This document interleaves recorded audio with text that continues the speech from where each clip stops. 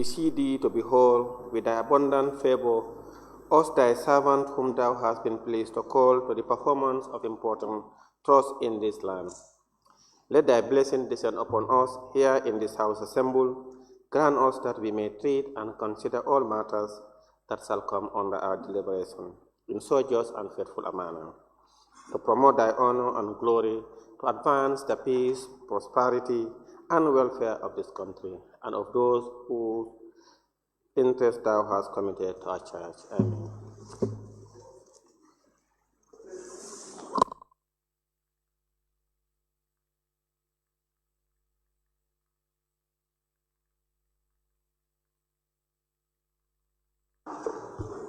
Correction and approval of records of votes and proceedings of the National Assembly sitting of Thursday, Wednesday, 18 September 2024.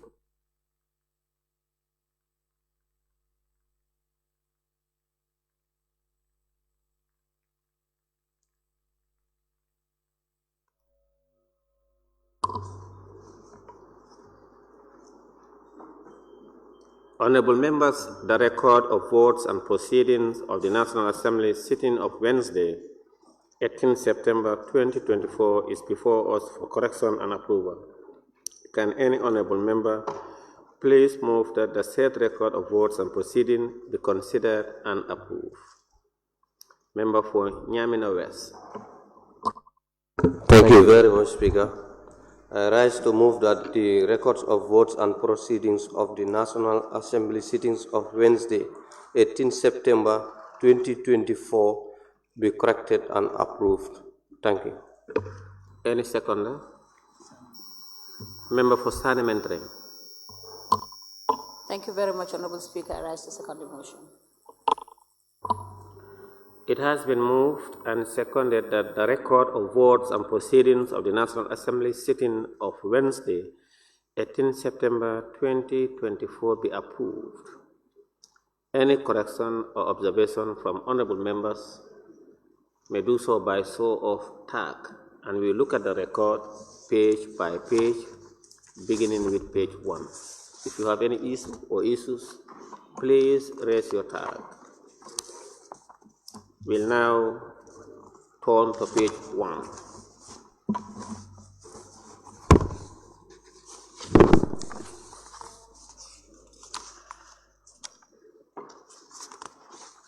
Any issue on page 1?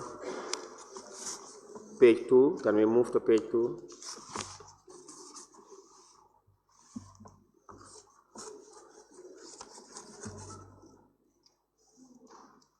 Page 2, page 3? Yes, member for Jara East. Thank you, Speaker. My name is listed on the absent without permission, and I took permission.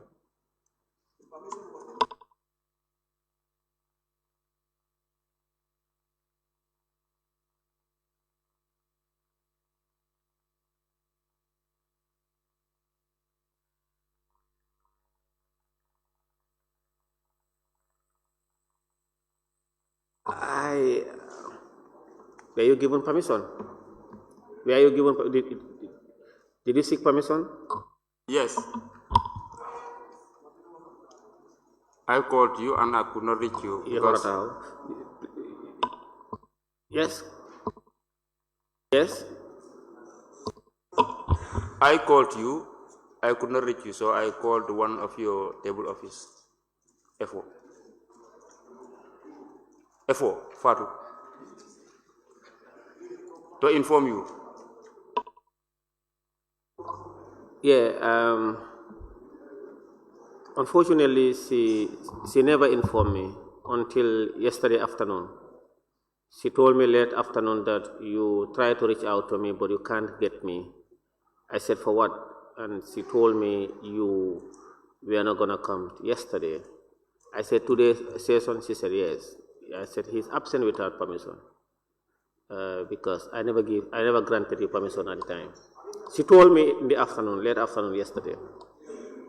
So you were never granted permission. Yes, member for Fonyi Bintang Kranai. Honorable Speaker, did you see his missed call? Or he called you and you did not pick it? What actually happened? Honorable member, take your seat.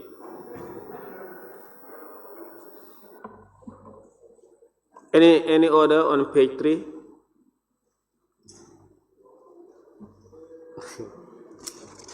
Page 4?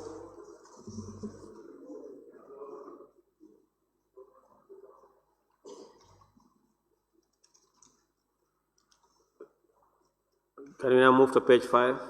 Member for Nyanija. Yes, thank you very much, Honorable Speaker. Page 5, question number 328 by the Honorable Member for Foji Council. The question was asked but ruled out by the Honorable Speaker. I think it was ruled out based on a point of order, which was sustained by the Honorable Speaker.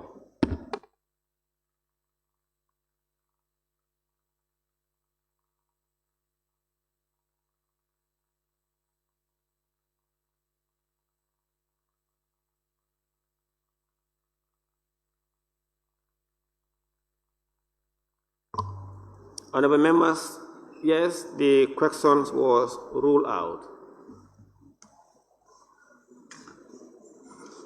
But he wants us to include point of order. I'm not sure what is the norms or tradition.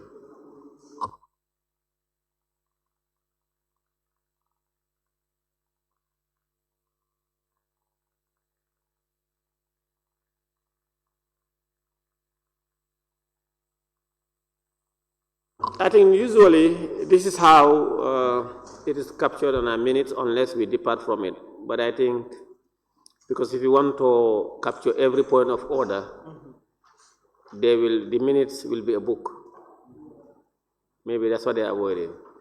Points of orders and all the details are captured by Hansard, records of the proceedings, the Hansard record. Honorable members, but that is for you to decide. If you want to depart from this trend to a new one, capturing point of orders in a minute, only point of orders will be books. Yes, Opanyomi? Honorable Speaker, I think it's fine as it is. Thank you. Is that the understanding of honorable members? Thank you. Any order on page 5, member for Jara Central? Okay, Lower Salum, please.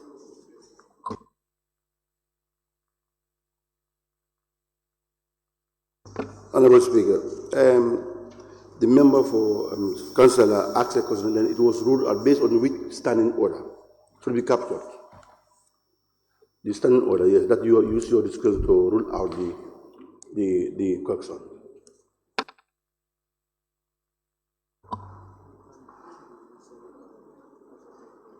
Yes, that's what the member for Nyanija observed.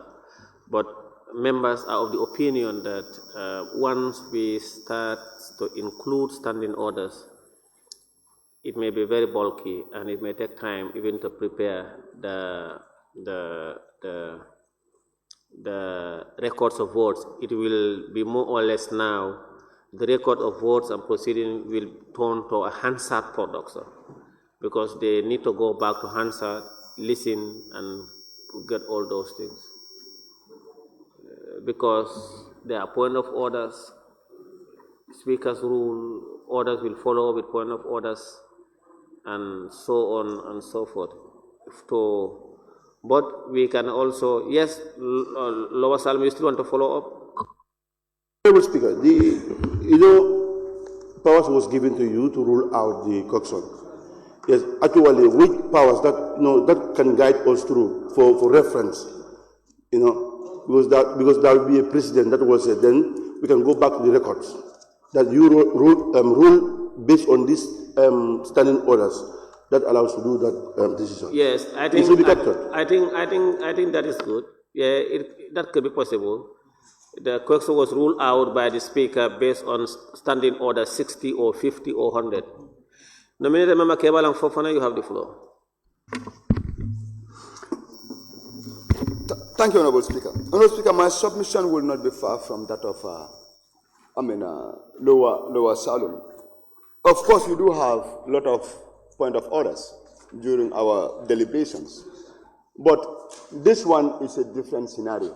This is a question that was admitted by the table office, and then on the floor, it was ruled out by the speaker.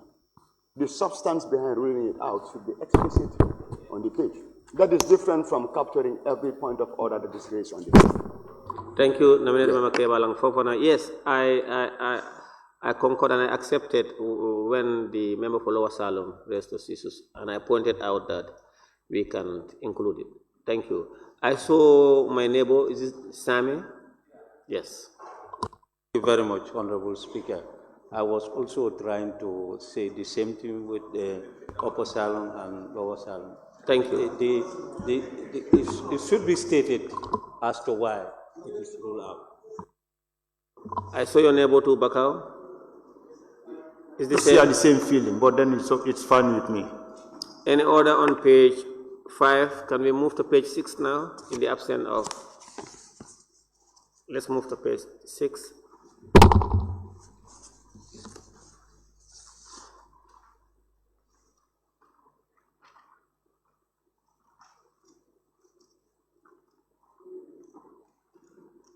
Page 7.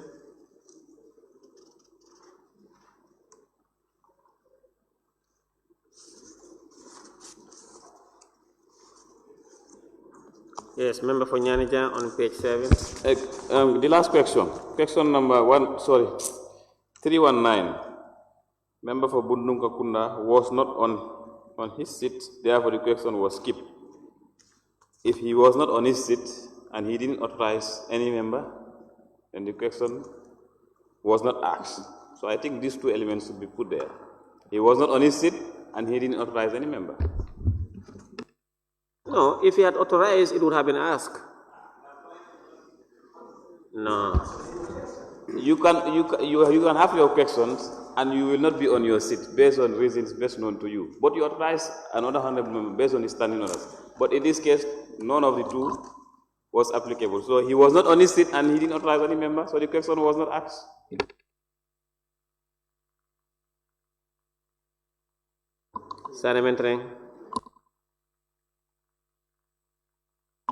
Yeah, exactly. That makes sense. But then also the same sentence, was not on his seat. Instead, it should be was not in his seat. The word on should be changed to in. Yes, the member was not on his seat. The member was not in his seat, and he did not authorize. So remember, some time ago we debated it here, on and in. So we agreed to say in. That was agreed here, I think. Yes, we agreed that we're gonna use in. So table office, you can take note. Now, the point raised by member for Nyanija, he was neither in his seat, or he was not in his seat and never authorized. Some of you can help us couch that, if that is okay with you people, or do you want us to leave it as it is? Honorable members, do you want a member for Jara Central? Yeah, thank you very much, Honorable Speaker. Honorable Speaker, for me, the way it is being encapsulated is all right, because hence he didn't give any authority and he was not in his seat. So the way it is captured there is okay. Was not in his seat, therefore the question was not, the question was skipped. Yes. Yes. You know, the member for Nyanija is speaking from the point of law as it stands with the standing orders. That's how it is in the standing orders. Member for Nyanija, am I right? You're very right.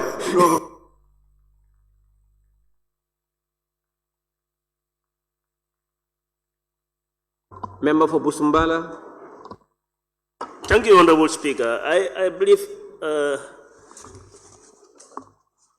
for the fact that it doesn't it is not mentioned here means he did not do it. So I believe this question is, is settled as it is. Yeah, because also, as I said earlier on, when when member for Nyanija forced us to observe, I said if he had authorized, the question would have been disposed of.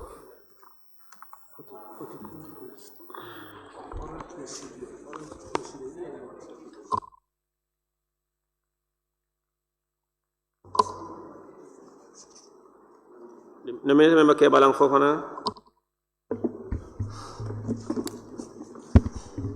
Honorable Speaker, if you look at the standing orders, members will always authorize other members to ask questions on their behalf if at all they know that they will be absent.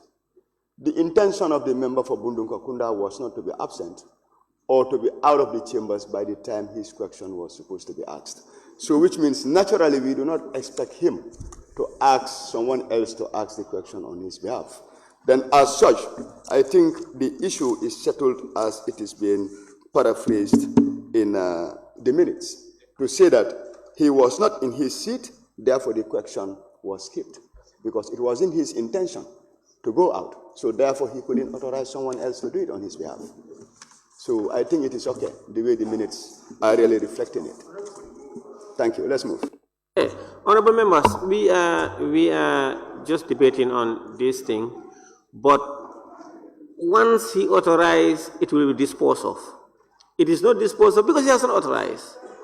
And if you look at Order 42.2, the member, and it reads, if the member is not present to ask his or her question when the member's name is called, and unless he or she has notified to the Speaker before the start of questions to the Vice President or the relevant minister, his or her desire to postpone the question or has authorized another member to read the question on his or her behalf, the Vice President, the minister, or the member answering on behalf of the Assembly authority shall cause an answer in writing.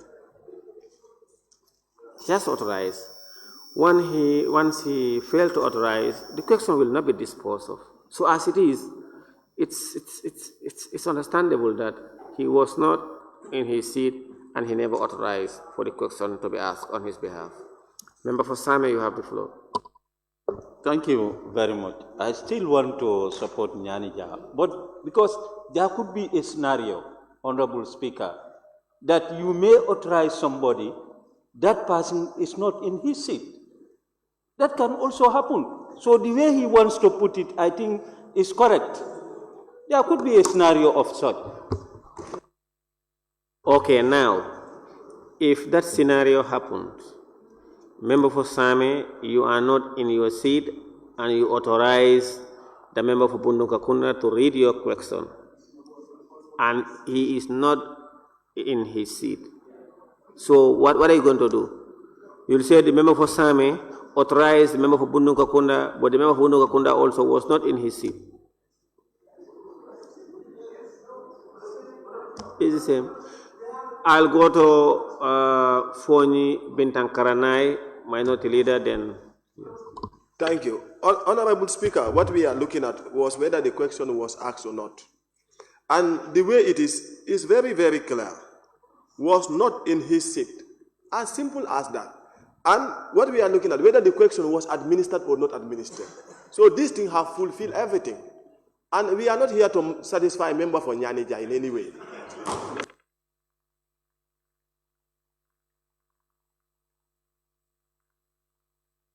Member for Fonyi Bintankara, be careful. The member for Nyanija is very powerful. Minority leader and member for Birkamanot, you have the floor. Honorable Speaker, I think we should not belabor more on this because these are things that used to happen over and over. Both scenarios, the one mentioned and then the one also quoted by the Sami, both used to happen here. What is important to mention it? I think that is the bottom line exactly, and that is what is in the minutes. That suffice. I just want to say that we have a precedent with regards to the scenario which was quoted by the member for Sani. There was an instance here, I will not go into the specifics, but there was an instance here when a member authorized another member to ask his question. And when the time arrived for that question to be administered, the member who was authorized to ask the question was not in his seat. And the minutes reflected both. So we already have a settled precedent when it comes to that. So the way the minutes are, I think they are reflective of exactly what happened on the floor.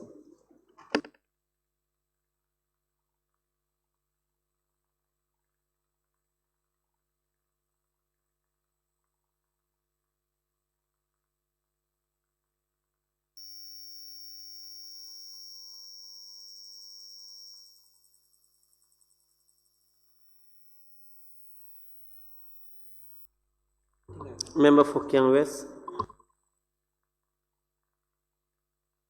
Thank you very much, Honorable Speaker. This president, he didn't want to go to the specific, but it was in fact me. So let's just clear it out quickly. And you were the presiding officer on that very day.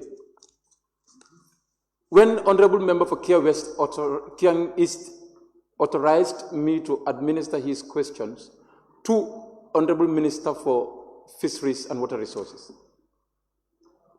I went out to pray before I came, and the question was called. I could not ask the question. And when I came, it reflected on the minute that this sole question supposed to be asked by Honorable Member for Kiang East, who authorized Honorable Member for Kiang West and was not in his seat. That was said. And I protested. What I protested to say, I was not in my seat. What he was trying to say here, it is not Bundunga Kunda's fault to be in the chamber. That is not anybody's business. He could have said that one when I was also protesting. To put that on record for people to know it was not my fault, it was not deliberate. He could have put that also on record, it was not deliberate for me to be out.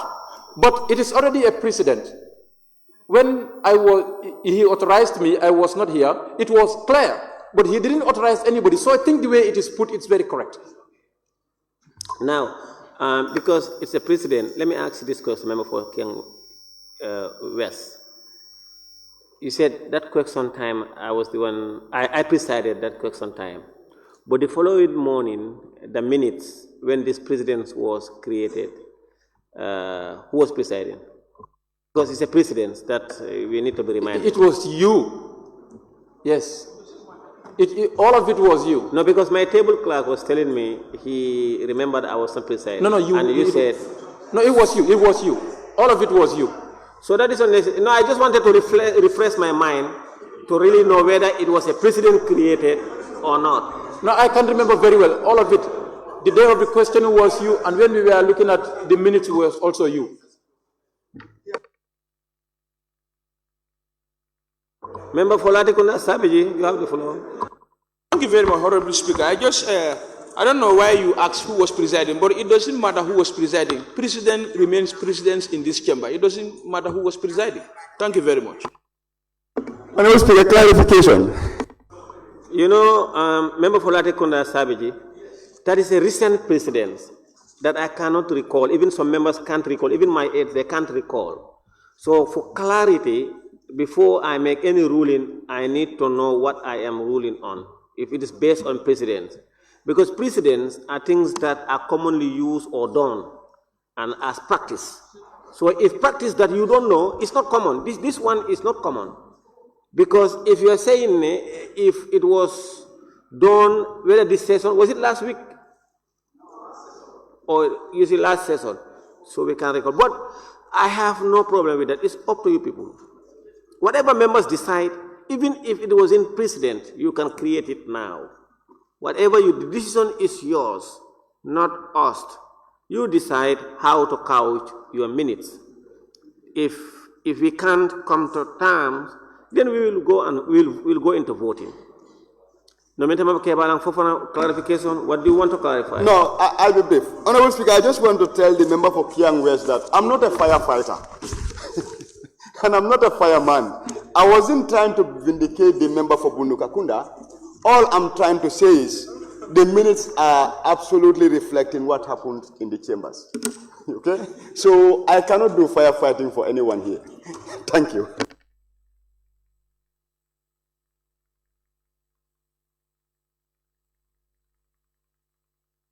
Honorable members, are we leaving it as it is, or we want to amend it? We are leaving it as it is. Is that the general consensus? All right. Member for Jara Central.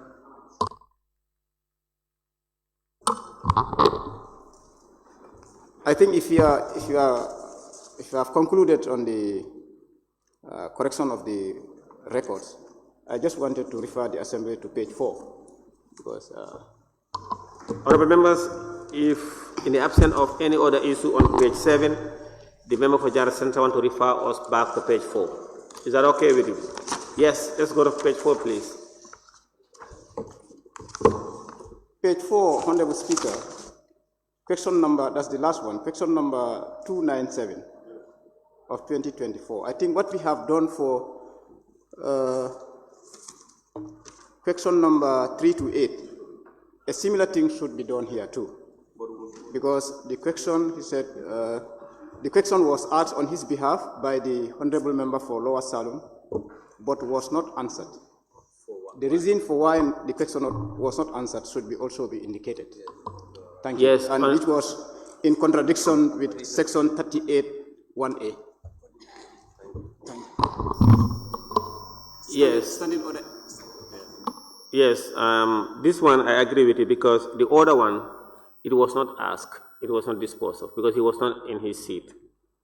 This one, it was asked, but he said was not answered. And in fact, I have to ask him why, for him to remind me. I was in attendance, but I have to ask him to remind me. He said because it was fully answered.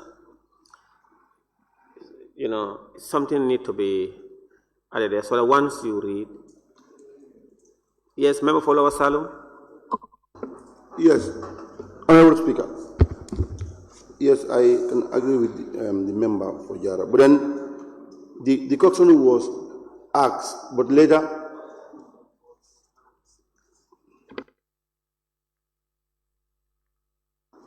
yes, then you make a ruling on the coxon because it was very similar for the member for Nyamina Dankomo, and it was asked and fully answered. Then for record purposes, why can't we make a standing order whereby all these precedents can happen, whereby we can quote the exact standing order that allow you to rule on this article because the member for Janjambore asked me to do so. But then, unfortunately, if he went to the records and find this in there, he might get, No, the standing order for such does exist. It's just to quote that standing order, or to say because it was fully asked, similar question was fully asked and answered.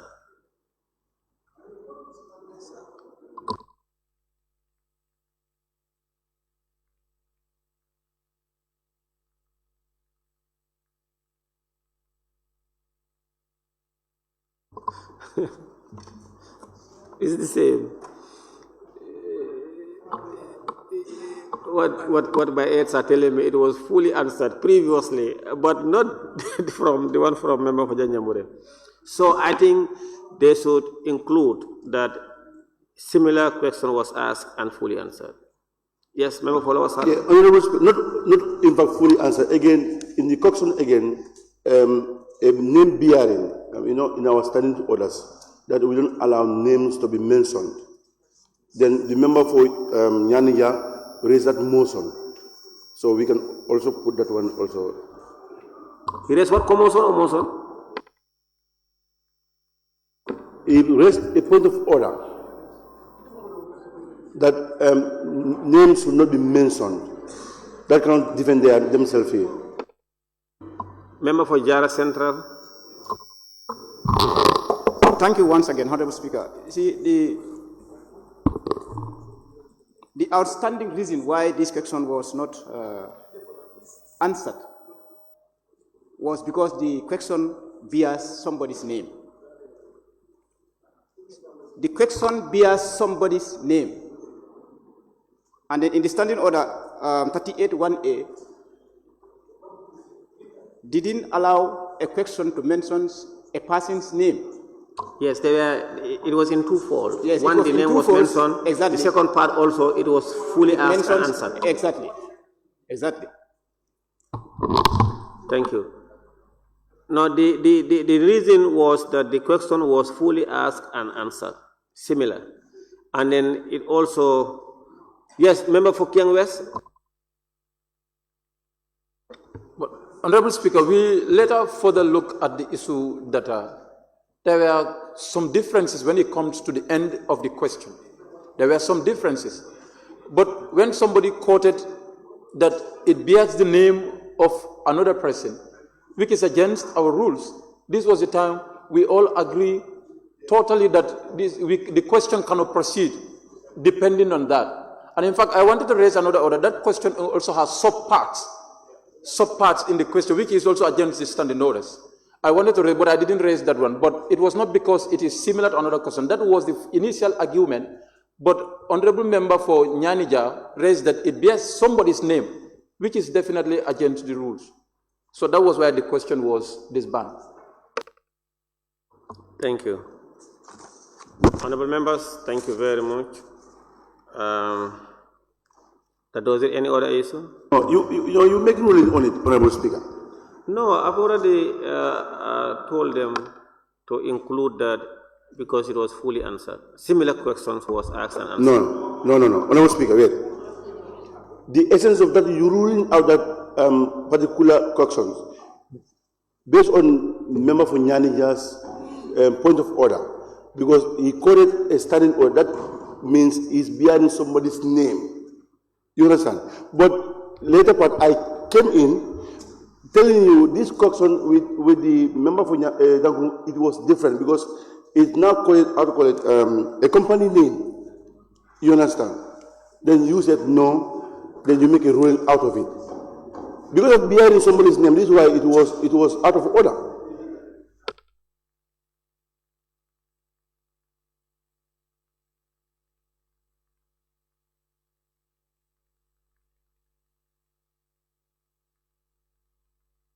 No, you know, the question was ruled out because we said it was fully answered. That was first what was raised, and the member for Nyanja also raised the issue of its bearing a name, but there is qualification for, not necessarily you cannot mention a name, but there is a qualifying phrase or word in that clause which may render the question negatory or not. What is it? Honorable Speaker. That is 38, admissibility of question, 38(1)(a). Member for Lower Salem, sit down. A question shall not include the names of persons or statements not strictly necessary to render the question intelligible. It can bear names of a person or something, if it does not contradict this word.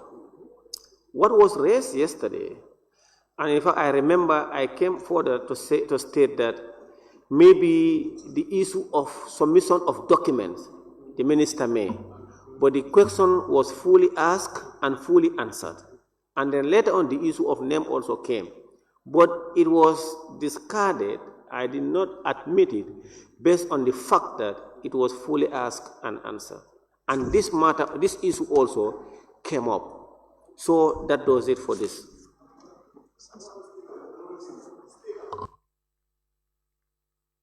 Honorable Speaker. Honorable members, it has been moved and seconded that the record of votes and proceeding of the National Assembly sitting of Wednesday, 18 September 2024 be approved with amendments. Those in favor, please say aye. Those not in favor, please say no. The ayes have it. Clerk, we may proceed.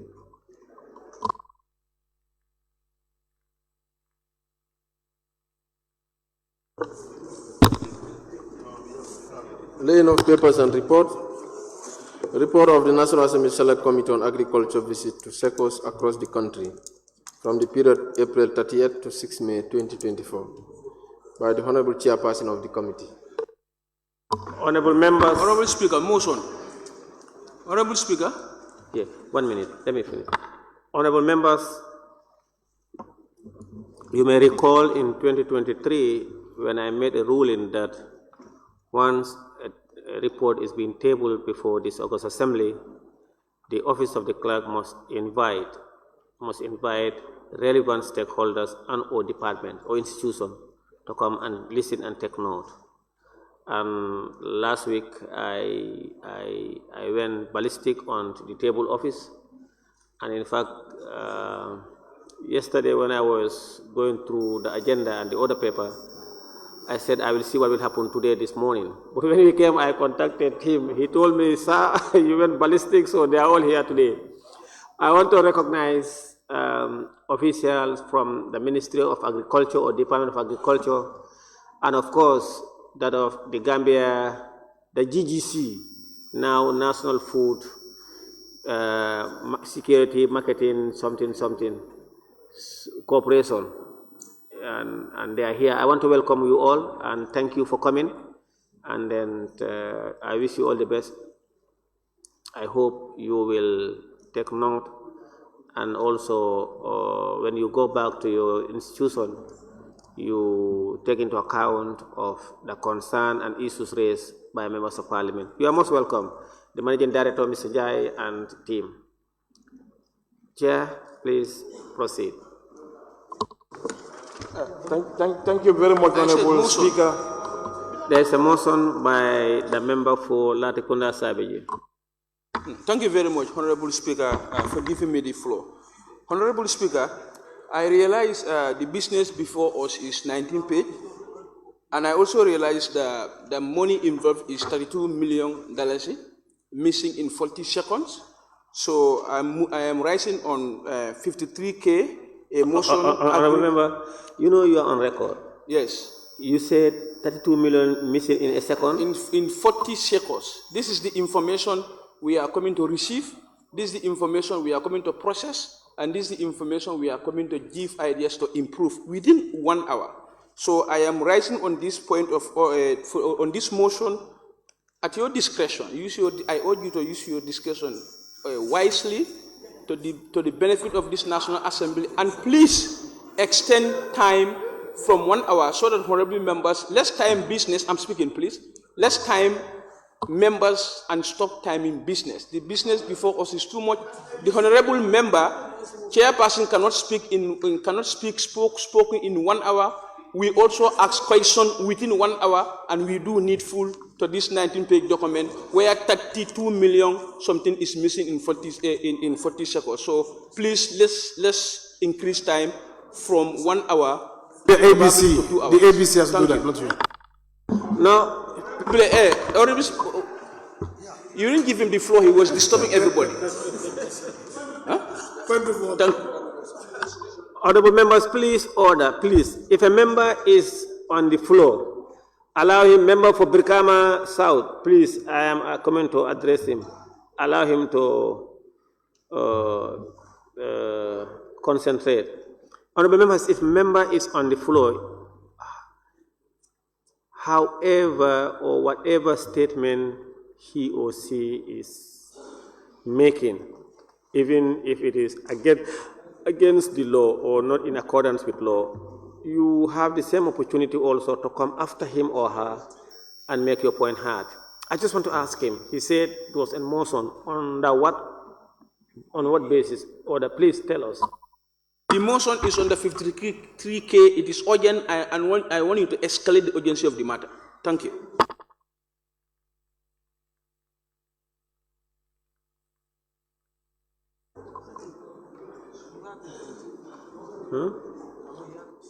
Lower Salum. Honorable Speaker, thank you for giving me the floor. Honorable Speaker, the motion by the member, he said 53K on your discretion. But also the member for Latrikunda cannot move a motion because he is not part of the ABC. Because if you get section, clause 61(2), may I read? May I read, Honorable Speaker?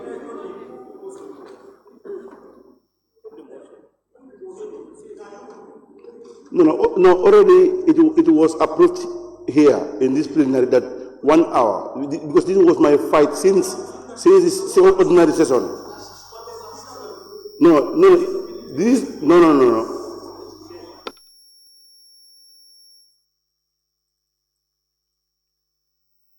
Order, honorable members. Member for Latrikunda and Brikama South, you roast a motion and people are giving their opinions and thoughts on the business that you put before the floor and you are not concentrating. No, please. Member for Lower Salum, don't address them, address me. If any member is trying to distract you, draw my attention, we will call that member to order. Honorable Speaker, being a member for ABC, this was debated at the committee when we tried to approve the agenda, this time allocation. Honorable Speaker, this was a decision unanimously agreed by the Parliament that reports will be time bound for 1 hour. Then when I challenged this, the same Parliament said no. That was the second ordinary session. This third ordinary session, we had a plenary discussion with the chair to approve the agenda. This thing came through again. Me and Al-Hussein, we debate on it. They said it's already approved by the Parliament. And again, we cannot amend this thing.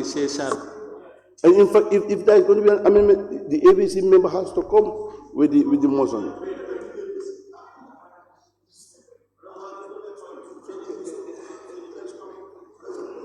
Honorable Speaker, for the 1 hour can be amended, and there is no motions that you can allow the member to do so.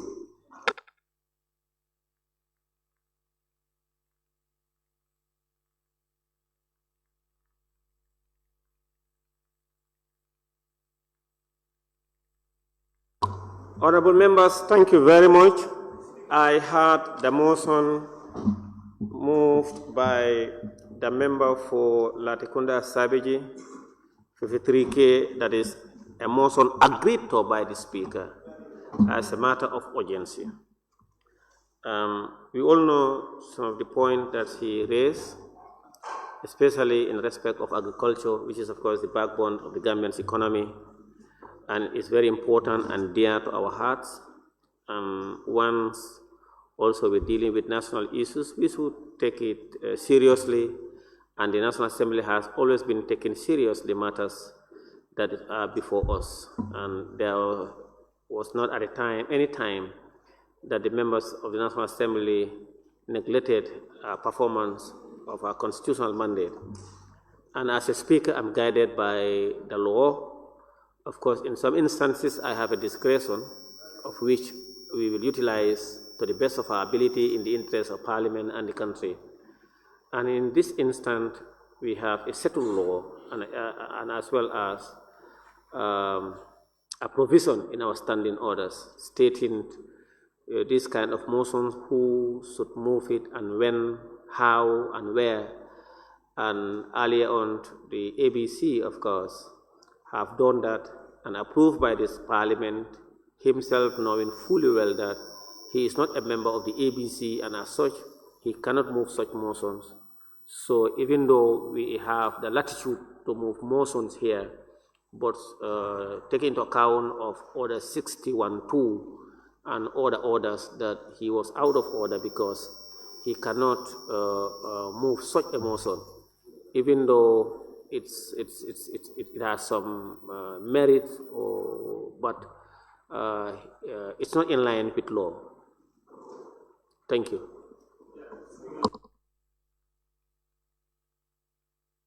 Member for Kiang West, then I'll call.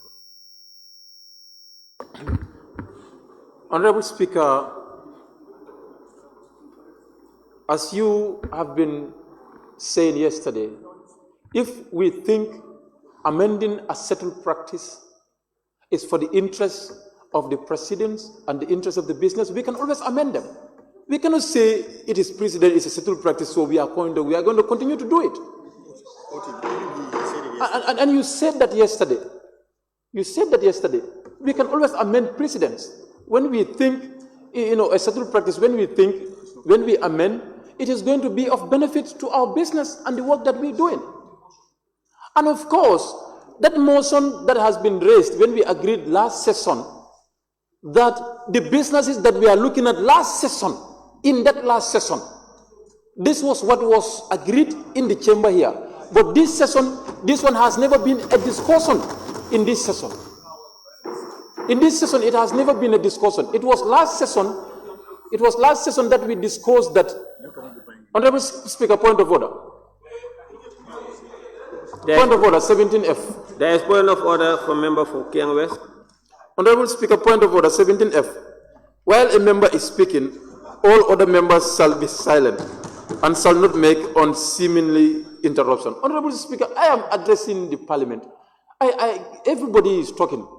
And please, can you put the House in order? Okay, sit down, let me rule. Honorable members, please order. I'm going to rule on his point of order. That is teaching him a lesson that it's important when people are on the floor. Order, please. You see, his point, no, I have to rule first. No. Please, you see, the member for Kiang West, the member for Latikunda Sabeji, I am always, no, you see, you're out of order. I'm always happy to hear such point of order raised by them, because they know that shows that how important it is when you are putting your message across for people to listen to you. So when people also are putting their message across, you should listen to them.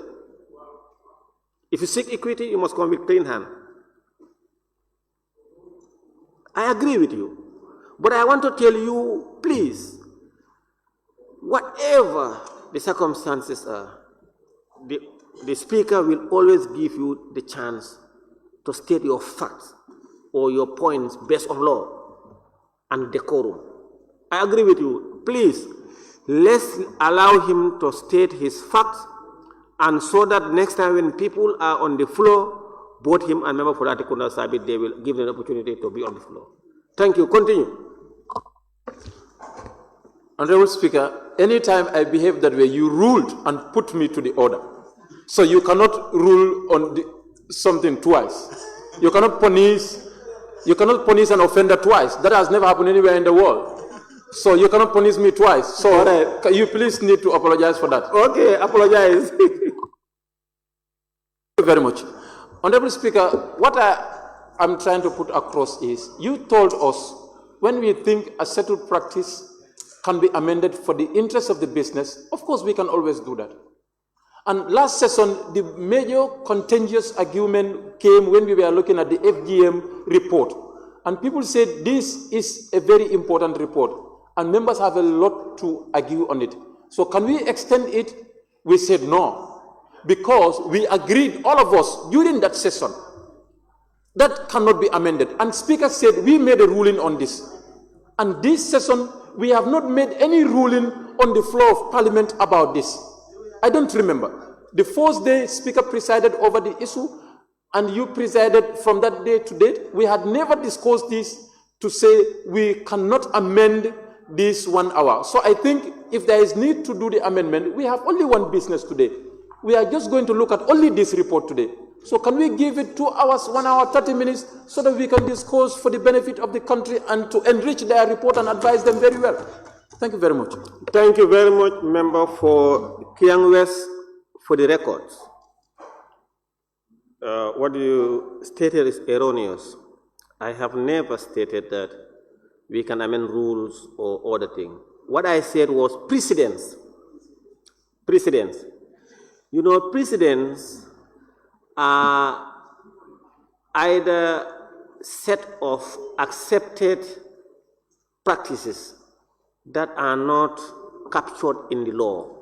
Honourable Speaker, that's what I said. Okay, yeah, I'm coming. Yes, I never said laws or policies. Precedents. For the record, this is not a precedent because this is captured in the standing order. This is a law, it's a written law, it's in the standing orders. So therefore, the Speaker, you know, the precedents that I stated yesterday and most of the time that you can depart from precedents to either a new precedent or to bring in a law addresses that precedent. You can always depart from a precedent. But a law, I cannot depart from a law and then without amendment. This one can only be amended by the National Assembly. And there is a legal provision on time. And I stated it for the record. I appreciated his motions and I am not ruling it on its merits. I have ruled it out based on law. I am constrained by law. I have stated it very, very clear. I said all of us, you and I and him, we knew very well he might have a good intention, but he is out of order based on our law. That's what I stated. Member for Lower Salem, you have the Let me be clear here. Honorable Speaker. Clear here, please. No, wait, Honorable Speaker, you said after KMS you are coming to me, and I've been raising my tag. Honorable Speaker, let me be I've been clear raising here. my tag here. You mentioned that immediately after KMS you are going to give me the floor. Member for Sabah Sanjal and Kiang West, you are out of order by using your mic without leave. You can raise your tag.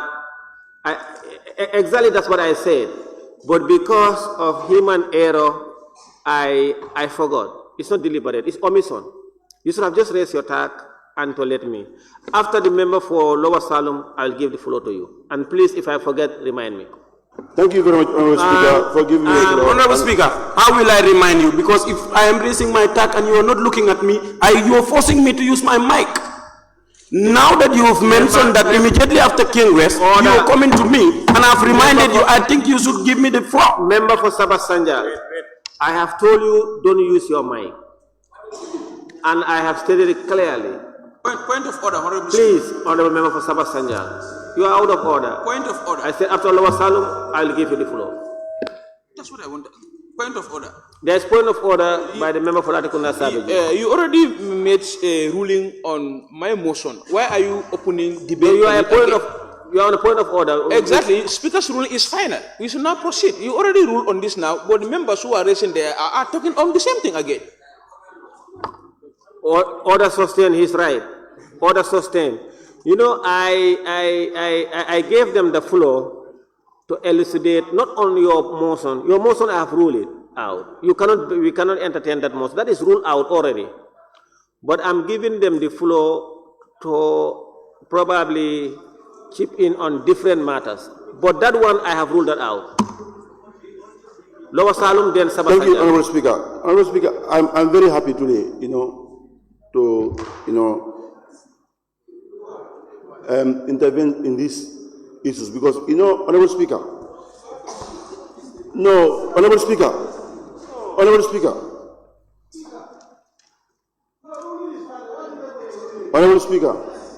allow me to come, please. Allow me to come. Honorable Member, please. Allow me to come. Please, Honorable Member, be very brief. Yes, Honorable Speaker. Not on the motion from Latikunda Savage. That one I have ruled out. Yes, but the procedure that we are going to carry now. Because, Honorable Speaker, the issue of this time limit, or a time allocation, it was discussed, this start ordinary session, where even the chair of that committee, that the Speaker, said this was already ruled by the Speaker, and now, even at that time, this start ordinary session, I against it. You understand? For this time, 1 hour. but they said it was unanimous agreed here. So we cannot change this one. Let's continue with 1 hour, then we proceed. Thank you. Member for Sabah Sanjal, you have the floor. Thank you very much, Honorable Speaker, for giving me the floor and the opportunity to speak on the issue before the floor of the House. Obviously, we understand that you've already made a ruling which went against the motion as posed by the member for Latrikunda Sabiji. But, Honorable Speaker, I think we are a law-making body. We cannot be making laws that have to guide the whole nation, and we are saying that we cannot make laws that have to guide our proceedings here. I totally disagree with that. We are making laws, we are approving the Constitution, and it is more powerful than our laws here within the National Assembly. And if we have something that we need to amend in the Constitution, we are given the powers to do that. Why can't we be given simple powers to amend rules that we have passed within here? You are talking of a very important report. The committee took their time. About 7 days it was given to them to went around the country and come up with a report. 7 days. How many hours are in 7 days? Now you want us to discuss those 7 days, those 7 hours within a short period of time, which is 1 hour. I think that decision can be amended, I believe that we are the lawmaking body here. We have every right to go back to our decision. The members of the APC, there is nothing wrong with them moving a motion for us to rescind our decision and then to allot ample time to give members the opportunity to speak about this motion.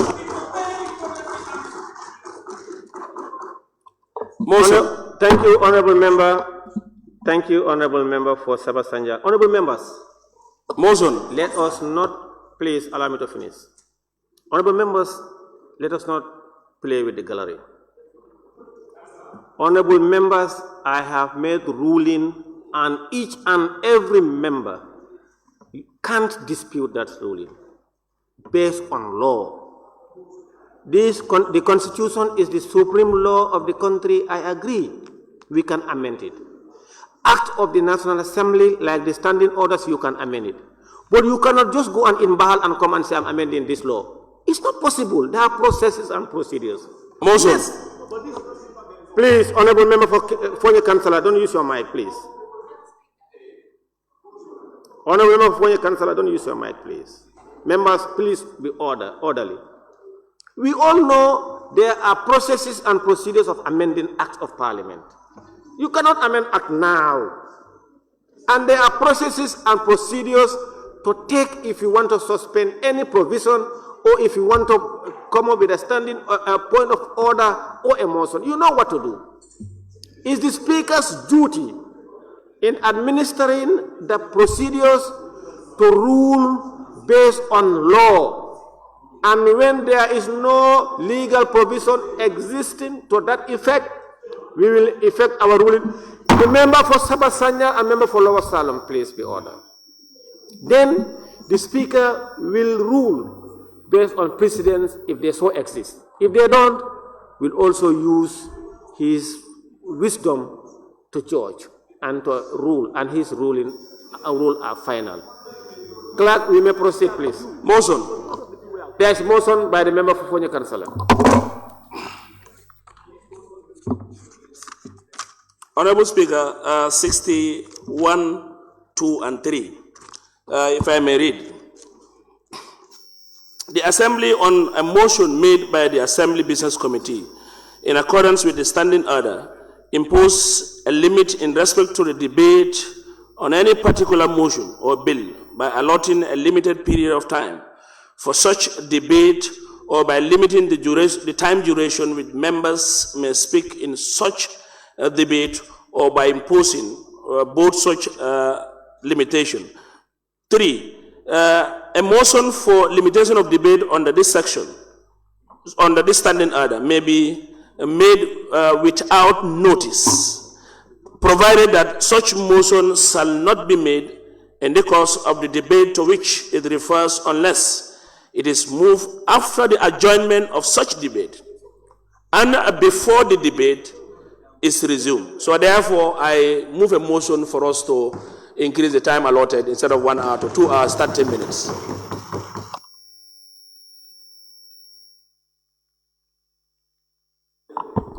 Point of order, Honorable Speaker.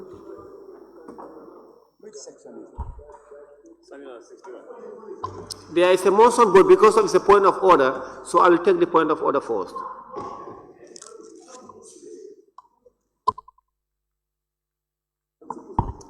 I'm rising on order 13-2, Honorable Speaker.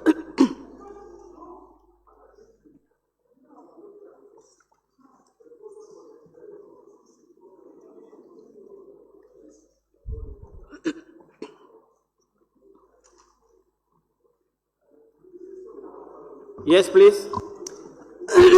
A motion for the extension of a sitting of the Assembly may be moved by a member at least no later than half an hour before the time fixed for the adjournment. And if it's carried, the sitting shall continue accordingly. Honorable Speaker, we cannot just come at the beginning of the sitting at the floor of the Assembly. We want to extend. If we need any extension, we must do it half an hour before the end of the session. Thank you.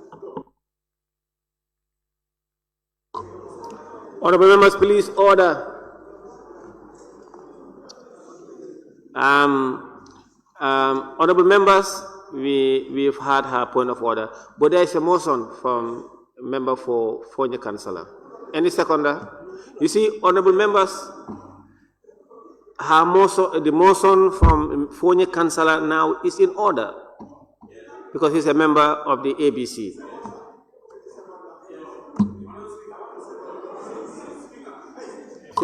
You are sitting a president, Honorable Speaker. Then let's continue. Counter motion, Honorable Speaker. Any seconder, please? Member for Sabastanjal. Thank you very much, Honorable Speaker. I rise to second the motion.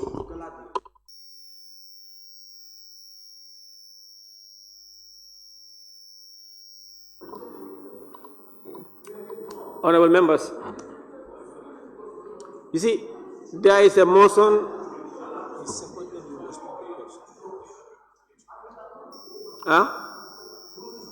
Put the motion to question. Let me just observe, please.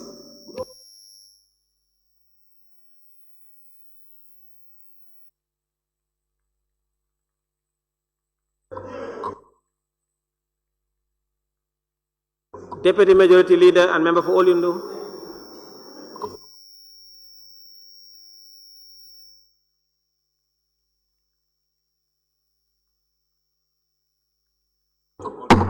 Deputy Majority Leader and member for Olyundo.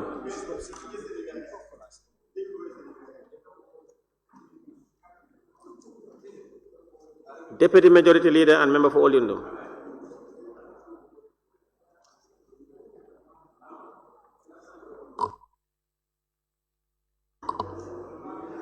It has been moved and seconded. Seconded it? It's seconded. It has been moved and seconded that the time allotted for today's report on the National Assembly Select Committee on Agriculture visit to circles across the country be extended to 2.5 hours. Instead of 1 hour, to be 2.5 hours. Those in favor, please say aye. Those not in favor, please say no. The ayes have it. There is a division. Honorable Speaker. There is a division, please. Now, table clerk, can we vote by raise of tax? Honorable Speaker, can you allow the member of Nyanja to observe something? Observation, please, before you move, before we vote. Please, he wanted to observe something.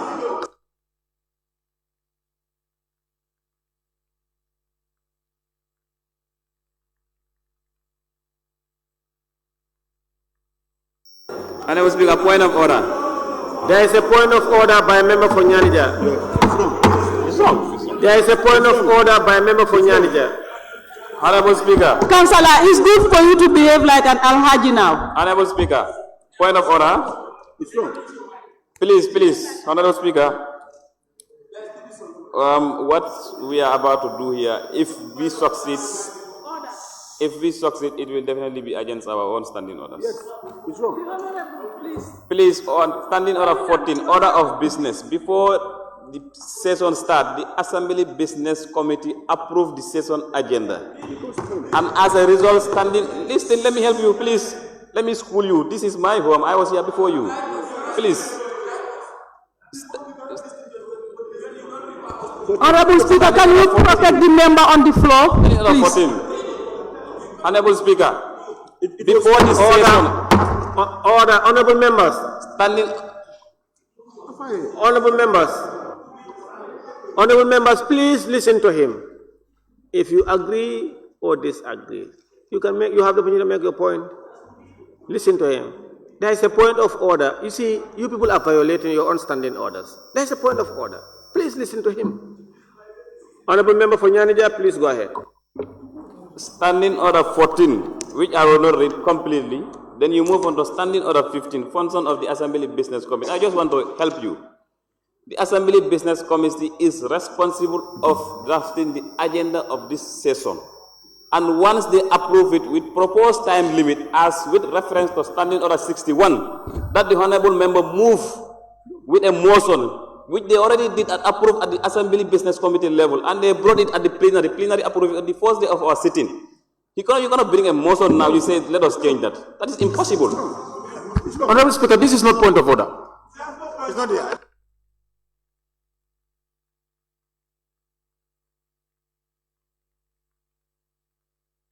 Honorable Speaker. Honorable Speaker. Honorable Speaker. No, there is point of order from the member. There was a point of order raised by the member for Nyanija. Order, please. Order, please.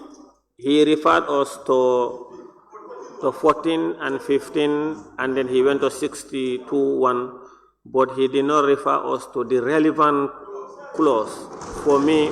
Order, please, to enable me to rule effectively and efficiently. Honorable Speaker. So on that, I will ask the member to refer us to a relevant clause. Okay, thank you very much. Order of business, standing order 14. Standing order 14, subclause 3. Please, the order of business as set out in paragraph 2 may be, that's not the correct one. That's not the correct one. Before a sitting of the parliament began. Listen. The business at each sitting of shall be translated in the following order. I'm just helping you. You have to listen. Then you go to standing order 15. Point of order, Honorable Speaker. Are you presiding, please? No, you are not presiding. Honorable Speaker, please. No. You are not presiding. Honorable Speaker, point of order.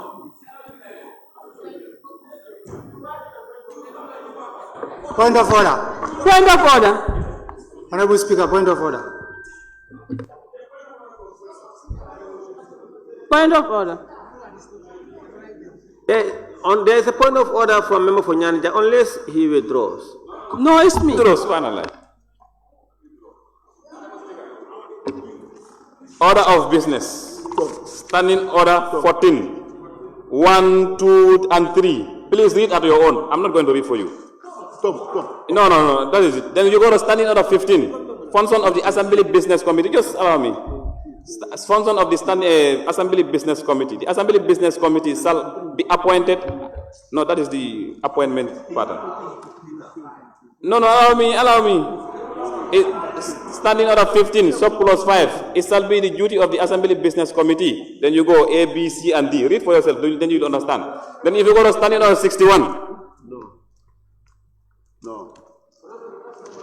Honorable member for Nyanija, please take your seat. No, just allow me. Standing order 61. No, let me just allow you. No, member for Nyanija, take your seat.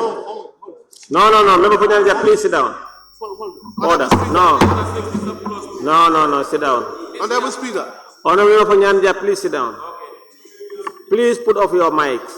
Honorable members, I appeal that don't use your mic without the leave of the speaker. He said, he talks about 14, but he said, no, 15, all those, he came to 5. Order, honorable members, please. Let's go to 15 sub 5. Table clerk, principal table clerk, sit down. 15 sub 5. It shall be the duty of the Assembly Business Committee to A. Prepare and, if necessary, from time to time, adjust the Assembly agenda with the approval of the Assembly. Determine the business of each sitting and the order in which it shall be taken, subject to Standing Order 14, Order of Business. They have done that, they have decided. But time to time, we have been allowing and extending or limiting, allotting time by allowing member of the ABC to move a motion here. Everybody knows about it. Listen, now if a member of the ABC move a motion, you are either in or against it. We have voted and division has been called. Let's go and vote. Unless if members have point of order, I will allow them when we dispense those point of orders, we will vote. If there is no point of order, we will vote. 61. Yes, please. Point of order. There is point of order by Mr. Nyanja. Yes, please. Debate on motions and amendment. 61 subclause 2. The Assembly may on a motion made by the Assembly Business Committee. This is not the Assembly Business, it's an individual from the Assembly Business Committee. Have they met? Have you agreed on anything? A member cannot just, no. As a member of the Health Committee, I cannot just come and stand here and say, this is the decision of the Health Committee, I'm moving a motion on that behalf. You are not the Assembly Business Committee, honestly. The Assembly, on a motion made by the Assembly Business Committee. You are not Assembly Business, you are a member of Foji Councillor. In accordance with the standing order, impose a time limit. And you have already done that when the session agenda started. You understand? That's my point of order. Thank you.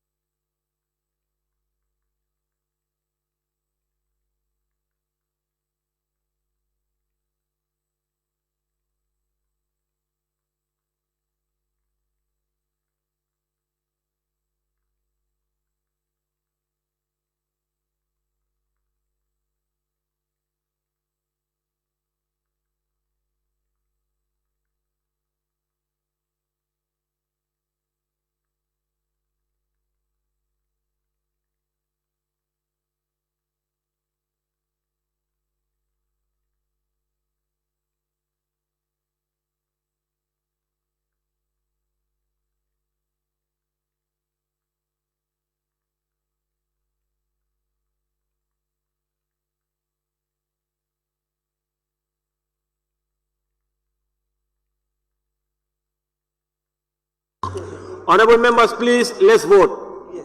We are going to count. They have voted already. Now, there's division. Those in support of extending the time to 2 hours, 30 minutes. Point of order. There is point of order by member for Lower Salon. Point of order. Order 8. Speaker rulings is final. 1. In case of where matters are not expressly provided for by these standing orders, any question or procedure or orders shall be decided by the Speaker. Already, this was decided by the Speaker of this House. And again, you are against this Speaker's rulings. Now you allow member also to do something because there was a particular time when the FGM was here. I pursued this issue. Speaker said this decision was already final. And again, I'm a member of ABC. I pursued the same case again for the second time. Speaker said no, and now you are going against the Speaker's ruling. You have no problem. Yes, no, it's a precedent. No, wait. What I'm saying, then when he is occupied as a Speaker, then the ruling should be final then. No.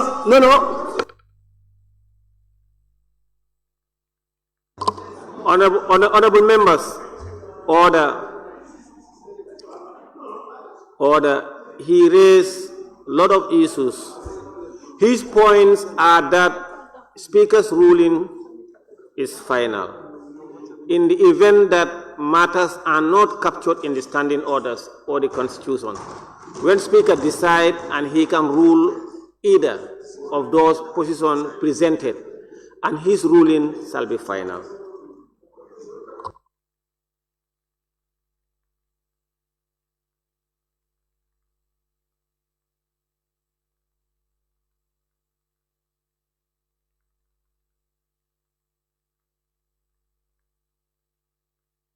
Honorable Speaker.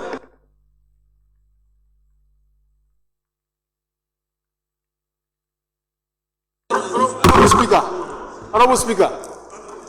Honorable Speaker. Speaker.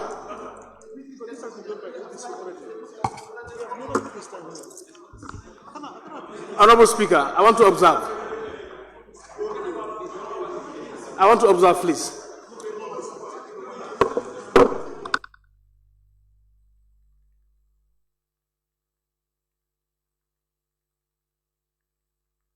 Honorable members, yes, let me finish with the member for Lower Salem. He said Speaker's rulings are, of course, binding, and usually, unless the office of the Speaker want to depart from a ruling, then when we depart, we will be obliged to be ruling in accordance with our previous rulings until such a time when we want to depart from them. And he raised a matter here. I remember he came and complained to me. Order, please. Order. Nyamina West, please migrate back. I think I remember that was the issue of the FGM. He came to us, we went to Speaker, and he raised that matter here, and Speaker, I can recall, vehemently rejected his proposal to extend the time. And Speaker stated that here on record, that because this was approved by the Assembly Business Committee and Parliament. I think I can recall now. In fact, the member for Lower Salem came to me, I remember, and he made the point here on the floor, and Speaker said he's affirming the position of the Assembly Business Committee. All of us can recall that. Now that I may not want to depart from that, but the Speaker's discretion also can extend some time when we get there. He just reminded the entire Assembly, and I've been reminded also by my aides that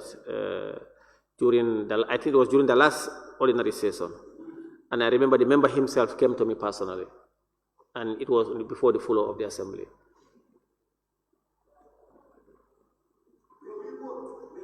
No. Yes, majority observe. Yeah.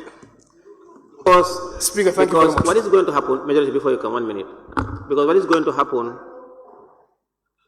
I've also been guided if we want to disregard that. In fact, there is a process and procedure by, of course, for any motion, you have to rescind those decisions and then come back again. If you want to do that, it may haunt us later. But Majority Leader, please, you have the floor. Honorable Speaker, I want to appeal to you that Parliament is governed by rules and regulations. So if anything that came up in Parliament, if our rules are silent on it, you could just consult 2 or 3 people and make a decision.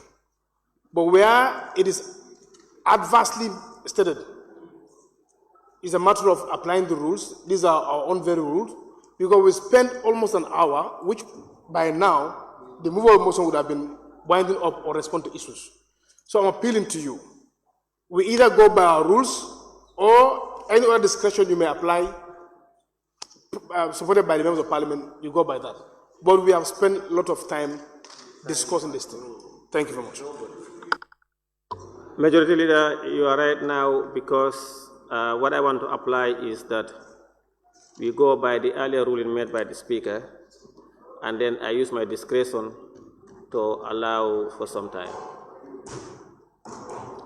Chair, let's continue. Point of order.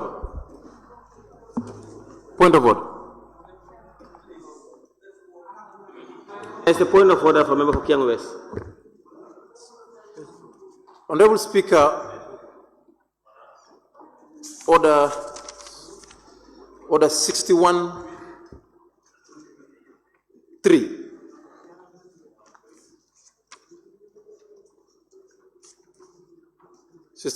Reads, a motion for limitation of debate under these standing orders may be made without notice, provided that such motion shall not be made in the course of the debate, to which it refers to, unless it is moved after the adjournment of such debate and before the debate is resumed. So, Honorable Speaker, there are provisions for us to move a motion without notice to give a limit to the debating times, provided that we are not in the course of the debate. And this is what exactly we are doing, Honorable Speaker. This is what exactly we are doing. 61, point of order 61.3 tells us that, too. So please, we are not doing anything that is illegal here. Our standing orders provides that a motion can be moved to limit this. And this is what we are doing. Thank you. His point of order should be read in conjunction with 61.2. And 2 state that the Assembly may, on a motion made by the Assembly Business Committee in accordance with this standing order, impose a limit in respect of debate on any particular motion or bill by allotting a limited period of time for such debate, or by limiting the time during which members may speak in such debate, or by imposing both such limitations. And please, that's what the member for Lower Salem reminded me. This, in accordance with 61.1 he read, and 2, it was done by the Assembly Business Committee. And earlier on, a ruling made by the Speaker that that's last ordinary session. I just refreshed my mind to it. So, as I said, I have ruled that we will continue at my discretions. I can give them. So, the member for yes, and also just in respect what she has read, the motion was to increase. The provision is to limit debate. Yes, exactly. You are reading a limitation on debate, while the motion proposed here is to really increase. No, I'm coming. Point of order. Point of order. Point of order. In fact, he doesn't understand English. Point of order, Honorable Speaker. Point of order. You don't understand English. Yeah, 1 minute. On a point of order, Honorable Speaker. Please. Point of order. You Yes. remember what I told you. You are on Kiang West just a few minutes ago. Don't use your mic. Just raise your tag. I will see. I'm rising on a point of order. Yes, there's a point of order, but I told him to give me 1 second. Let me finish. Honorable members, Majority Leader, in fact, when the member for Lower Salem was reading those and the other member read that questions, I confided with the principal table clerk. I said, in fact, is to limit time. I said, but the motion moved by the member for Fonyi Councillor is opening time. I told him here, then I heard that from the Lower Salem, and I agree with him.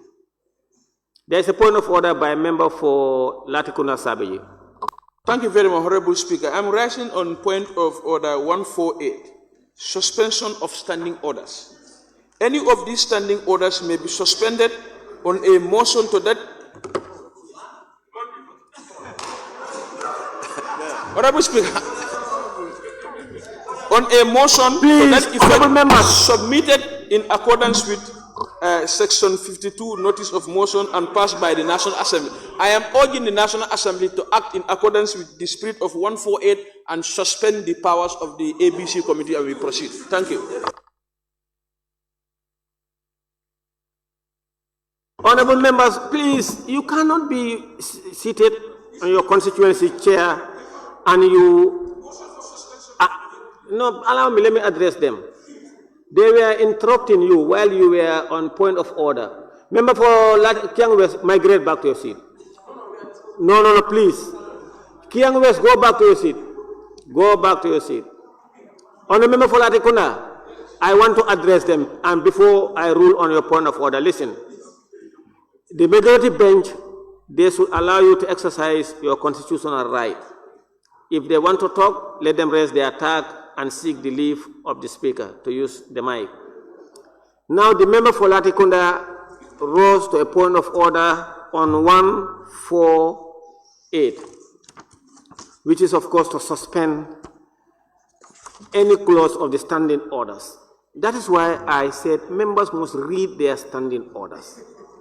He knew, he doesn't know that he cannot do that now because you have to write to the speaker, and there is a notice period for you to be able to do that.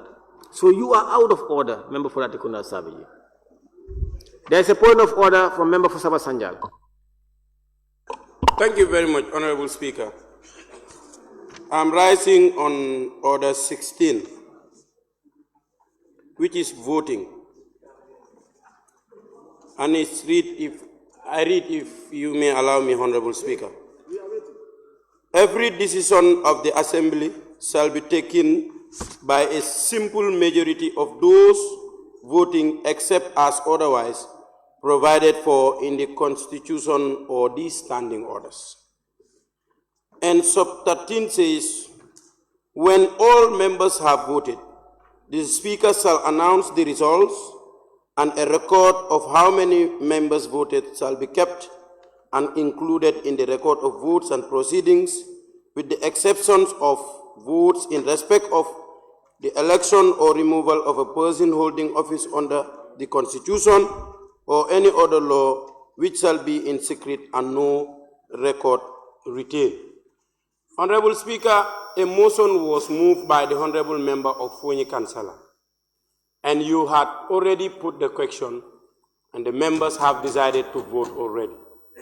Now, I think it is your responsibility now to announce the results as voted, or otherwise, if there is a division, the results be counted by raise of tags. I submit, Honorable Speaker. Thank you, Honorable Member for Sabah Sanjal. Honorable members, he read those point of order. Member for Lower Salem, please maintain decorum. He read his point of order, which is apt in accordance with all what he read. But you know, when we voted, my attention was drawn to the fact that that vote was done against the standing orders. So on those basis, I use the powers vested in me by the same standing orders to make a ruling on that voting. And that ruling is final as per the standing orders. Because when I was reminded, and in fact while the member was on, I read the provision, and I told him that it is not in order, that motion, because the ABC is to move a motion to limit time, and that was done, and ruling was made to that effect. His motion now seeks to extend time, not to limit time. So based on that, I said I'm using my discretion in accordance with what the Speaker ruled earlier on, and in accordance with 61.2, and in these standing orders, we will now proceed with the debate. I will use my discretion at the end to see if my list is not exhausted, to still give some members. Thank you. Chair, please proceed. Thank you very much, Honorable Speaker, for giving me the opportunity. Honorable Speaker, let me also recognize the presence of the Deputy Permanent Secretary of the Minister of Agriculture here present with his team, and the MD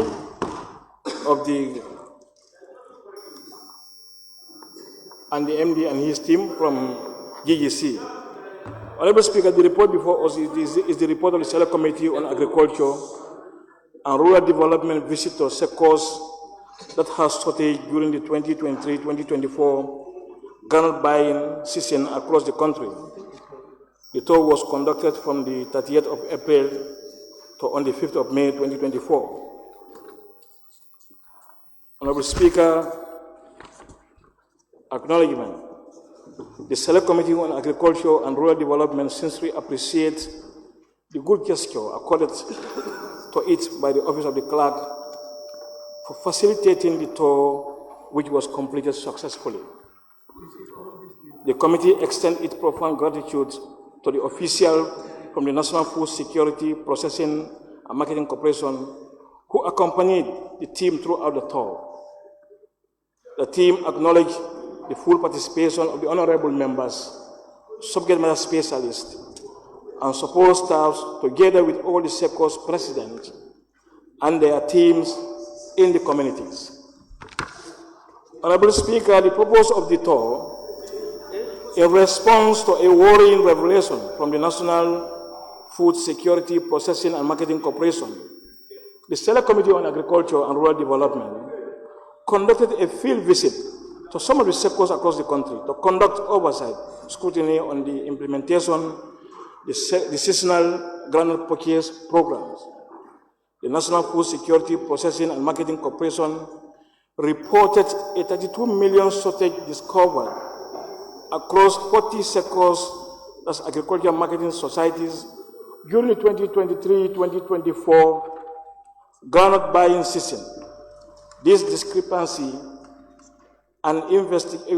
necessitated an investigation to establish the root cause and to ensure transparency and accountability. Honorable Speaker, objective of the tour. The objectives of the tour are to, 1, to investigate the report of 32 million shortage in some of the sectors. 2, to verify and understand the groundnut purchase process followed by the NFSPMC officials. 3, access, efficiency, transparency, and internal control measures of the groundnut buying program.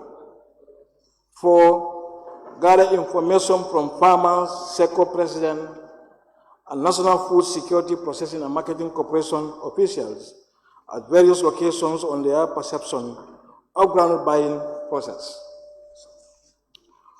Honorable Speaker, 5, identify potential areas for improvement in future for the groundnut purchasing season. Honorable Speaker, the composition of the committee, Honorable Omar Dabo, the chairperson, Honorable Amikoli, vice chairperson, Honorable Omar Jammeh, member, Honorable Asanture, member, Honorable Lamin J. Sani, member, Honorable Bram J. Esso, member, Honorable Yunus Abba, member, Honorable Aliou Balde, member, Honorable Sen Jawara, member, Honorable Faldi Kora, member, Honorable Yahya Sanyang, member, Honorable Bakar Baji, member, Honorable Bakar K. Baji, member, sorry.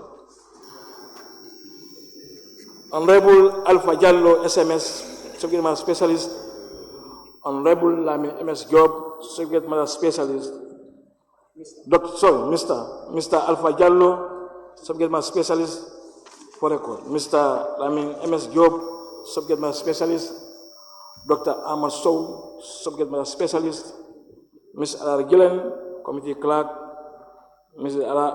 Aisha Sonko, Committee Clerk, Mr. Musa Sise, Press Officer, Mr. Mbai Bojang, Driver, and Mr. Lamin Fofana, a representative from National Food Security Processing and Marketing Corporation.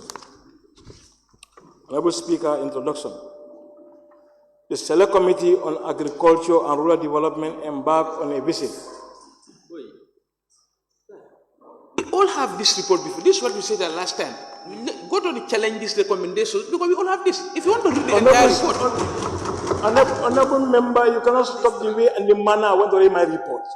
That's the discussion left to me. We already discussed that. No. You cannot decide for me. You cannot. You didn't do that. Take your seat, please. No, you cannot tell me take my seat. Honorable Speaker, you tell me take my seat, not you. Okay. Honorable Member Folatekunda Sabiji, please take your seat. Thank you. Honorable members, if you are rising to a point of observation, it's the member on the floor to give you the floor. If he gives you the floor, you go ahead. If he doesn't, you sit down. The floor from me. I'm not giving the floor. Thank you. Honorable Speaker, introduction. The Select Committee on Agriculture and Rural Development embarked on a visit to various sectors across the country from the 30th of April to on the 5th of May 2024, particularly focusing on those that experienced shortages during the last ground season 2023 to 2024. This initiative was to assess the situation on the ground and understand the challenges faced by these cooperatives. During this visit, the National Assembly members engaged with local farmers and cooperative leaders to gather first-hand information regarding the buying processes, their understanding of what happened, and impact of the shortage on their sectors. By visiting these sectors, the Select Committee aimed to foster a collaborative approach to resolving the challenges in the agriculture sector, which is vital for the country's economy and the livelihood of many citizens. The findings from this visit will inform future legislative actions and intervention to address the groundnut buying process and prevent shortage issues in the future and give more support to the agricultural sector in general.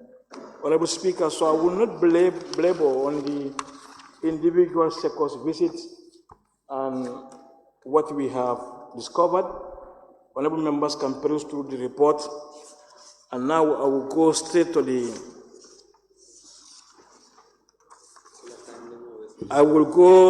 the key findings across the sectors in the country. Honorable Speaker, and the key findings across the sectors in the country is in page 16, start at page 16. Honorable members.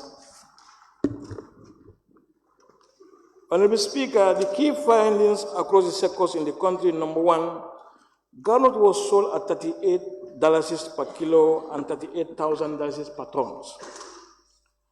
A commission of $2,103 per ton, which is paid depending on the location of the sector and the distance to the depot. A significant challenge across the sectors was the lack of goods and effective screening equipment, leading to groundnut being bought with a lot of sand and stones. Number three, an amount of 3 kilos is taken out of every bag,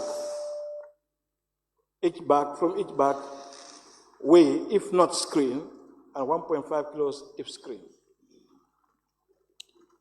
Honorable Speaker, number four, National Food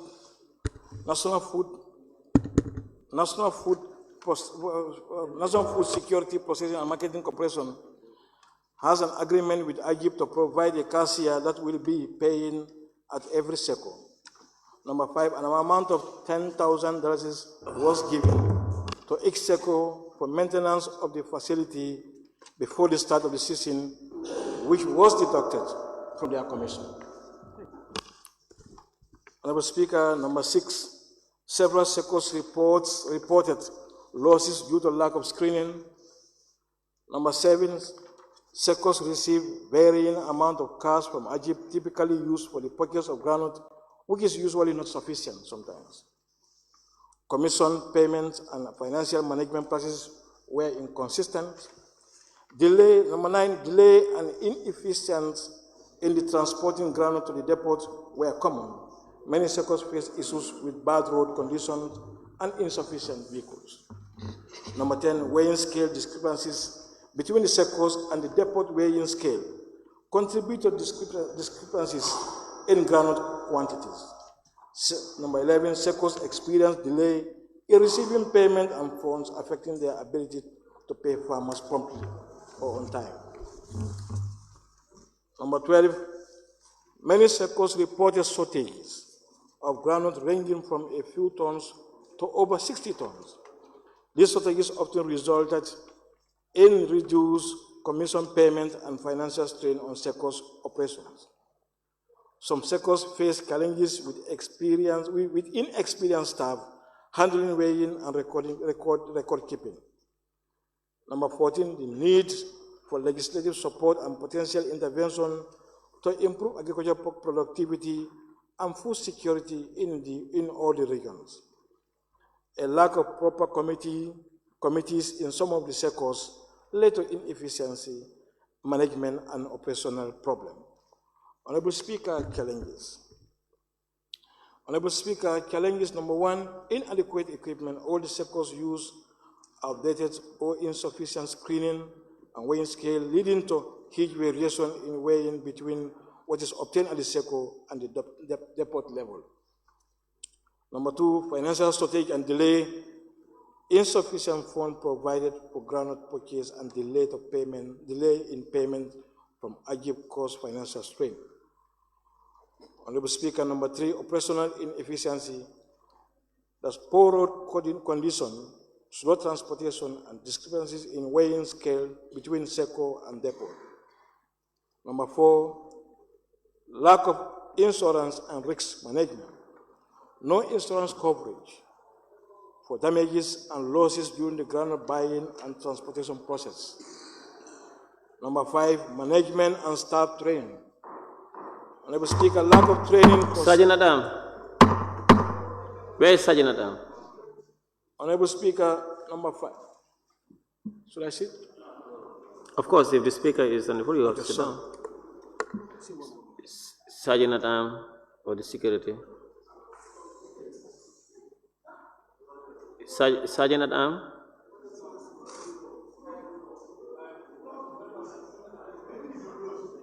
No, not to close the door. Where is Sergeant Adam? They should not be within those premises. If Sergeant Adam is not here, his deputy must always be in the chambers.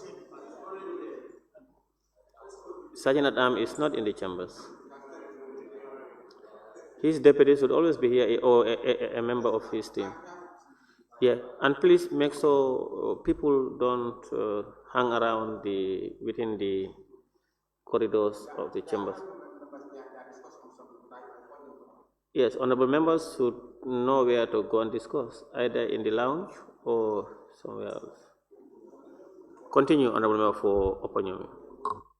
Thank you very much, Honorable Speaker. Honorable Speaker, number 5, management and staff training. Lack of training for the SECO president, clerks, and farmers affect the efficiency of SECO operations. Honorable Speaker, I will go straight to the recommendations. At the end of the visit, and based on the above observation, the committee recommends the following. Number 1, that all the sectors should be properly screened before buying groundnut from the farmers. Number 2, National Food Processing Security and Marketing Corporation to invest in modern screening machines for all sectors to ensure better quality control and reduce contamination or shortage. Number 3, a review of the contract agreement between the National Food Processing and National Food Security Marketing Corporation and AGIP need to be reviewed. The contract need to be reviewed. Number 4, ensure timely and adequate disbursement of funds. Number 5, consider reviewing and increasing the financial support provided to sectors to cover operational costs. Number 6, the issue of buying from outsiders should be stopped until the one within the country is fully sold. Number 8, improve road infrastructure and provide reliable vehicle for transportation. Number 9, putting in place rigid internal control in the buying process all sectors must have complete management committee. All money going in and out of the safe must be witnessed, checked, and signed by the president, treasurer, and the agent. Number 10, at the end of each buying day, cash spent must be reconciled with amount of not purchased for the day. Number 11, each SECO must have 1 or 2 committee members assigned to screen and to ensure that all notes that came to the SECO are screened properly. Number 12, standardized weighing scale between the SECOs and depot to ensure accuracy.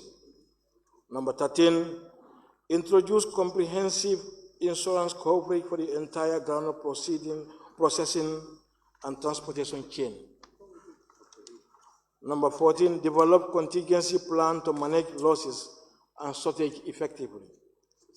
Number 15, provide training for SECO staff, especially new clerks, to enhance their skill in record keeping, weighing, and operational management. Number 16, establish clear operational procedures and guidelines. Number 17, establish robust management structures. Number 18, ensure all SECOs have functional committees to oversee operations and address issues promptly.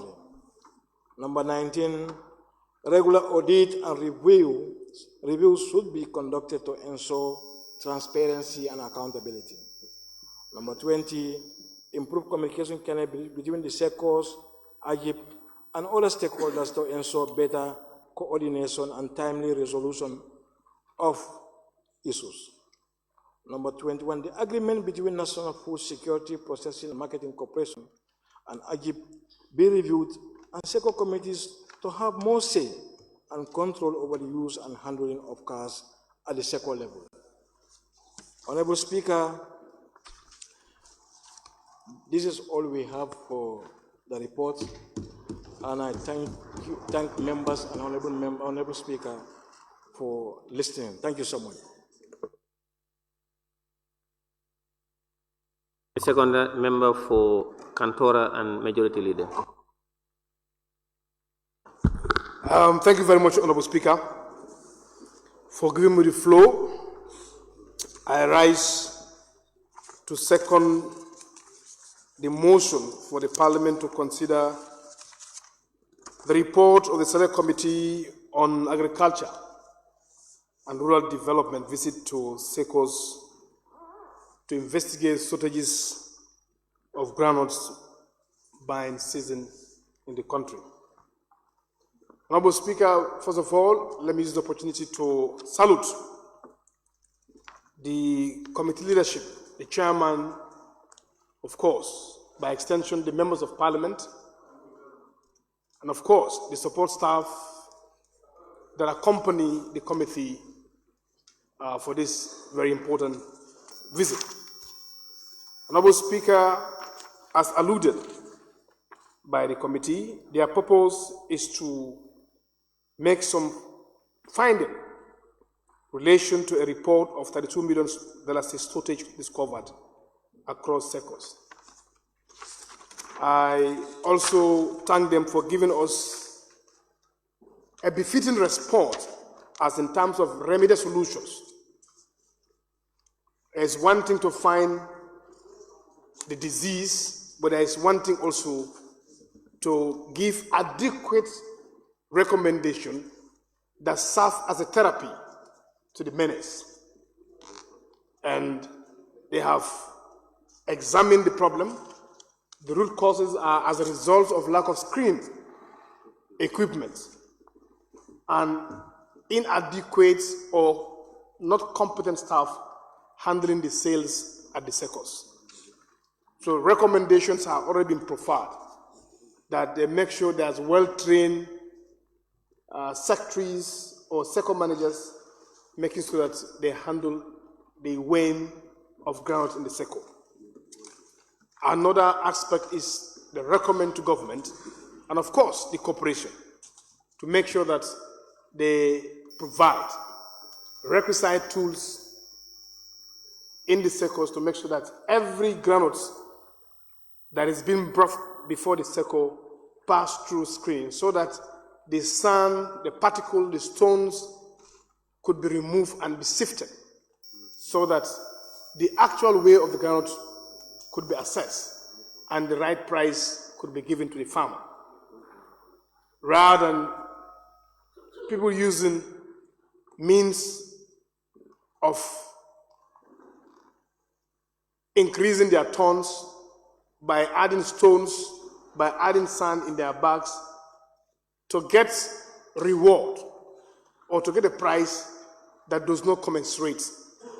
It is also a clarion call for the farmers to change that attitude and making sure that we are sincere in our dealing, because these are resources of the country and you must make sure that they are jealously guided. Honorable Speaker, I concur with the recommendations that prominence, every SECO or depot should give prominence to Gambian farmers before infiltrating our markets with foreign farmers. Hence, the money is brought to purchase the farm products of our farmers.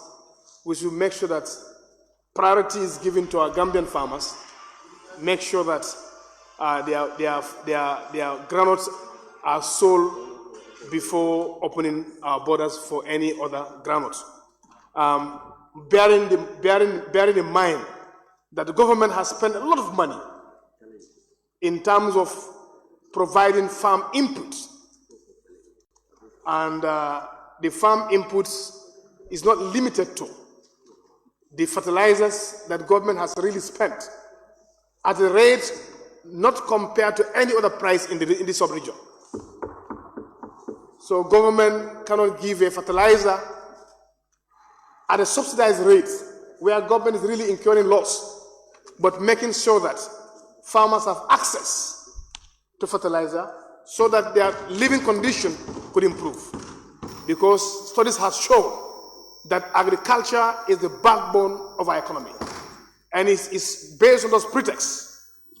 His Excellency deemed it fit to make sure that he championed the cause of agriculture by making sure that fertilizers reach to the corner steps, to the doorsteps of every individual farmer. That is why last year we recorded a bumper harvest. It's due to the inputs being supplied to the farmers.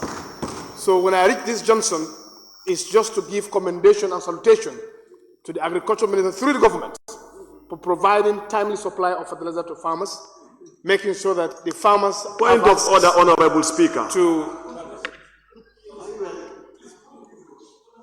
There is point of order by the member for Ponyabinta. Thank you, Honorable Speaker. I rise on a point of order 29.1. Every member shall restrict his or her observation to the subject under discussion. The subject under discussion is about the Agri Committee visit to SECOs. It's not about the president giving fertilizer to farmers. And the member is deviating.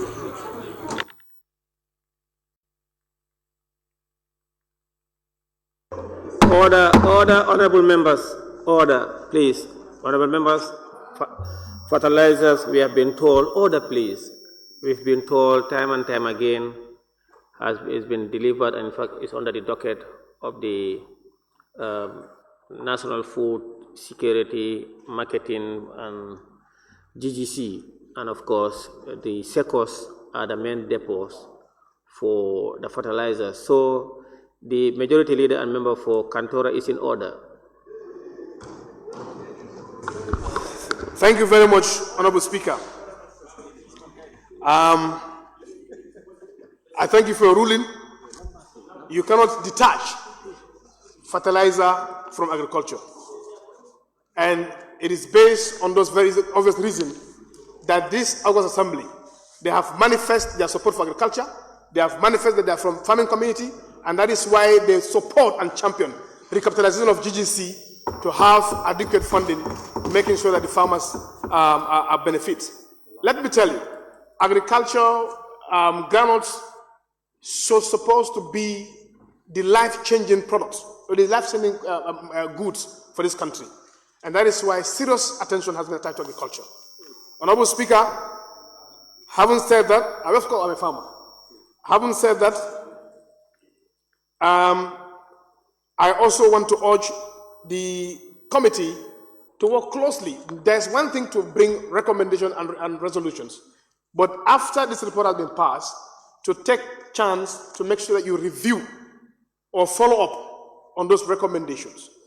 Because these are findings that they are all generic in all the sectors they went to.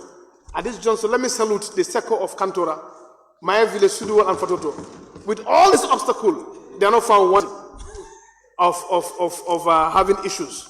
So I cannot end the speech without giving commendation and salutation to Kantora Seko, both in Suduwal and in Fatoto, that they are not found wanting of any of these issues.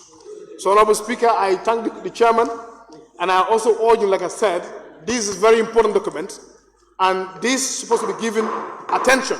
Now that we are heading to a budget session, every member of parliament, I know that's why tags were raised in support of this report, because they have proven that there are people who come from agricultural background. And farmers are listening. We are going to keep on the advocacy and championing, make sure that GGC has the requisite funds to recapitalize this. So on that, Speaker, I thank you so much for your indulgence. Thank you.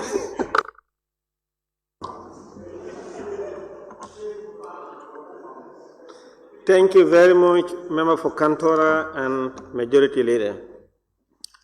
Honorable members, it has been moved and seconded that this Honorable Assembly do consider the report of the National Assembly Select Committee on Agriculture visit to SECOs across the country, April 30th to 6 May 2024.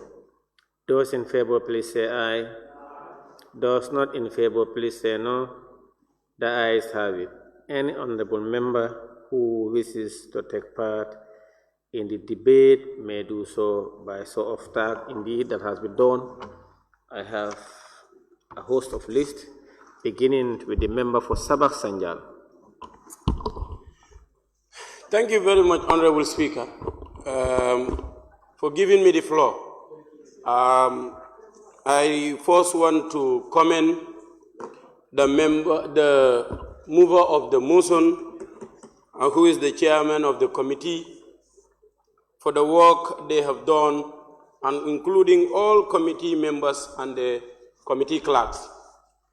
Actually, they've done a very good job, and they need some bit of recommendations and the like.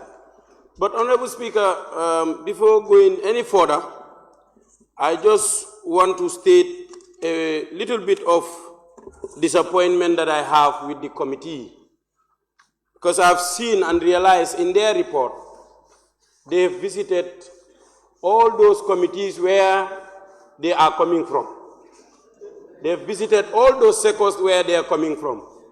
In Sabah Sanjal, we have 4 sectors, but I have realized that none of those sectors was visited.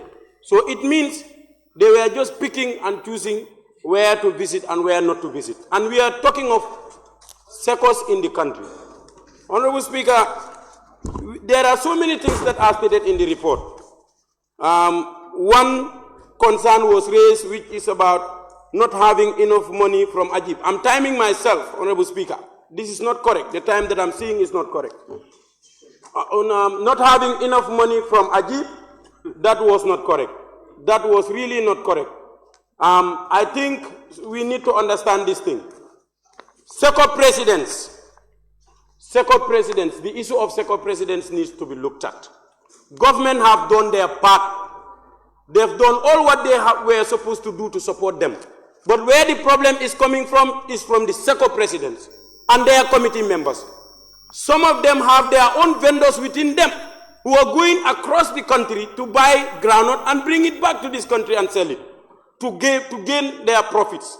And that is why farmers who take their groundnuts there were not getting their payments on time.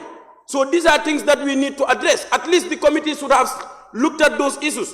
You went to SECO presidents who will give you only their complaints, but you should have also met the petty farmers who were giving their granules to the SECO presidents. I think the issue is coming from there and not from government. We need to understand all these things. Of course, when it is right, we have to say it. The majority leader is very clear, and he stated it very right. We had a very good harvest because we had enough fertilizer. The fertilizers are supplied to the SECO presidents and to the SECOs. You should have even addressed that here. I'm surprised that you did not address it here. Because without those fertilizers, farmers wouldn't have got that, bumper harvest to get their proceeds. So I'm having so many issues with this report, and that is why I'm not happy that the time is limited, because there are so many things that we need to address here. The issue of security. You expect government to give you those millions when you don't have any security to secure you? That's not correct. So this thing,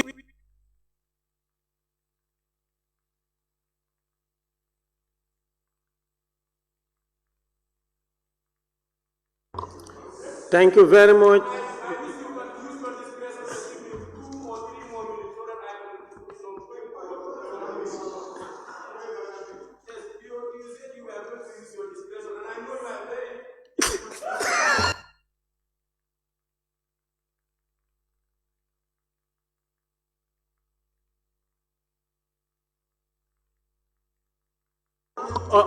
Honorable members, earlier on, he had his poor bar, his canny, his this thing, and he poured it on me. Now he want to clean it. But because I just want to give him 30 seconds to complete his statement.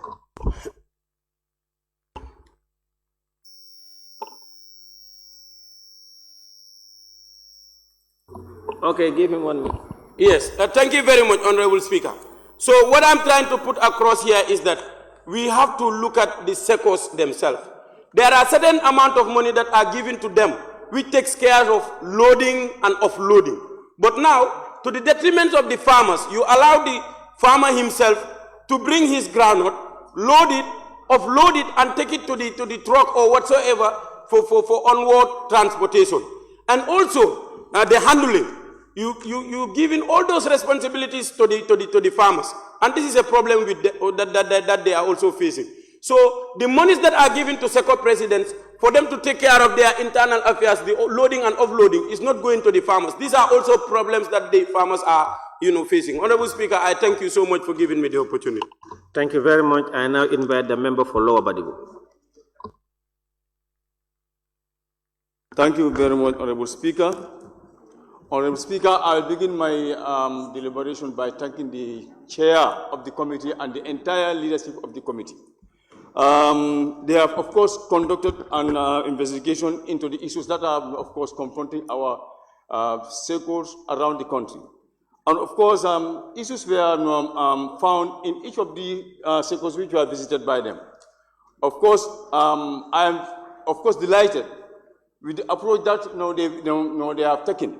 Because each and every problem that they saw in any of these SECOs have a solution. I'm very much happy that you of course came up with solution to these issues.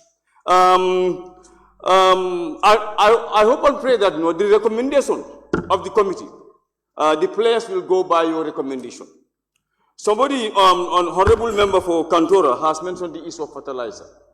I believe fertilizer is very, very important for our farmers. But fertilizer should be available, not only the availability of fertilizer, but it should also be affordable and delivered to the farmers on time. I said this here last time. At the beginning of this rainy season, the fertilizer, especially urea, was not available in my area. But it was denied here by the Honorable Minister. It was not available. Farmers were crisscrossing from village to village, town to town, to look for urea, which led to the stunted growth of some of the crops, namely coos and corn. On that note, I, of course, urge the committee for the good work that they have done and continue that good work. I thank you so much. Thank you. Member for Basel, you have the floor. Thank you very much, Speaker, for giving me the opportunity. First, I have to thank the chair and his team for taking a swift action to go and visit the sectors to assess the problems which were being echoed throughout the country. But to my surprise, in my constituency, where it was more of a concern on that sector, and the outcry was on the high, where is Mansaja, and I have not seen that in your list. And in fact, it was more on social media, even at the GGC, that the issue was highly raised of Mansaja and Seko. But unfortunately, I did not see in your list, and we want to know who was at fault, whether the GGC, AGIP, or the sector operators. Because if you don't know who was at fault or what is the issue, you cannot address it, because you want to address it once and for all, and at least so that history will not repeat itself. On the other hand, also looking at the insurance, you are looking at the insurance, because I used to know before, most of this sector, they used to have bond insurance, but I don't know why it's not applicable, because there used to be bond insurance, which most of the sector owners do take at the insurance companies. But if you are asking for it for the risk management, but I'm surprised because it was there. Why did they abolish it? Because it is covering the defaulters of payment or the. Thank you so much. Thank you. Minority Leader and Member for Brikama North, you have the floor. Thank you very much, Honorable Speaker. Honorable Speaker, because of limited time, after thanking the committee, I just look at the technicalities that were involved. The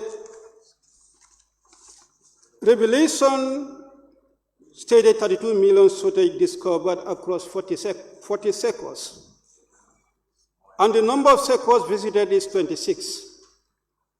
The outstanding 40 could have problems just like the one mentioned in Basse. Why didn't you cover those areas? And the sectors that you visited, in your objectives, you indicated point 4, gather information from farmers, sector president, and NFSPMC. Well, if you look at your witnesses, apart from the reps of Ajib, and then perhaps one Alcalo, all the others are sector presidents. I've not seen among the witnesses a farmer, maybe perhaps the Alcalo. Since the fact finding you said will include the farmers, why didn't you have them as your witnesses? If you want credible information, it could not only be centered around the sector presidents. You could have included the farmers as you rightly stated that you are going to include them. And then finally, after making the observations, you know there was revelation made, 32 million. People have to establish the fact and the veracity around that. What is your conclusion as far as that revelation is concerned? You cannot find that in the findings. After making your findings, you should have made your conclusion on what you were able to conclude that prompted you to go for this mission. And then above all, the implementation of the recommendation will have been easier if you have developed resolutions, and then that will guide the minister. If that is not there, I would put that you take note. Any day the Honorable Minister is supposed to respond to, that means he should.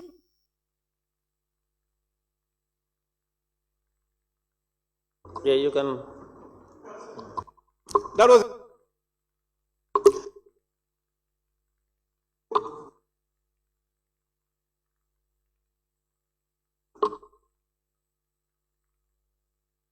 Minority, wait for him to give you time. No, for him to conclude. Yeah, you can go ahead now. In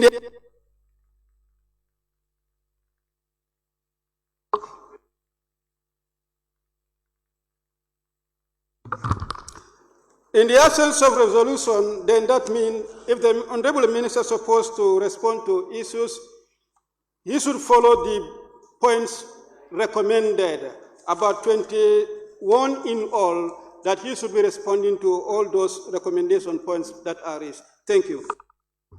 Member for Sani Mentreng, you have the floor. She's out. Nominated Member Kebalang Fofana. Honorable Speaker, thank you very much. And I will start by commending the committee chair and the entire membership of the Agri Committee for the job done. Honorable Speaker, because of time, I would go straight into the points. If you look at the purpose of the visit, it states that the NFS PMC reported a shortage of 32 million across 40 sectors. And the purpose of the visit was to establish the root cause and to ensure transparency and accountability. Honorable Speaker, my submission will be centered on how the committee have really thrived to establish the root causes of the shortage itself and the credibility behind the funds. So the first thing I want to ask was, or the first lens I will put on to evaluate this report is to say where the committee was able to verify the accuracy of the discrepancy of 32 million shortage reported by the National Food Security Processing and Marketing Corporation, and also B, who is responsible for the shortage. If you go through the report, you realize that they made visits to 26 sectors. And in those 26 sectors, the sector presidents, some will be saying, I have a shortage of 1 ton, 5 ton, 19 million, 20 million. But is the entire 32 million being verified and found to be accurate or otherwise? And the other area I want to look at also is, what are the root causes of the discrepancy? Of course, across the report, you would see like many at times is with regards to what? The screening machine. But are we relying wholly and solely on that? And other fraudulent activities by certain farmers will be earning sand or what? Stones on it. But these are what testimonies we are receiving from sector presidents, where those informations verified from the farmers to know their accuracies. And the third one is, what is the recovery mechanism? After establishing that there is a shortage, fine. From the report, we can see that many sector presidents will tell you X value or Z value have been what? Deducted from my funds. But for the entire value now, how much have been recovered? How much is outstanding? We can see across the entire report that there are deficiencies in trying to address those areas. And Honorable Speaker, at this point, I would like to look at the findings and some observations I have on them. On that, I will refer you to page 16. And on page 16, you look at their key findings too, which says that a significant challenge across sectors was the lack of what? Good and effective screening machine. So I want to ask, whose responsibility is it to ensure that we have the screening machines and that they would be in good and operational order?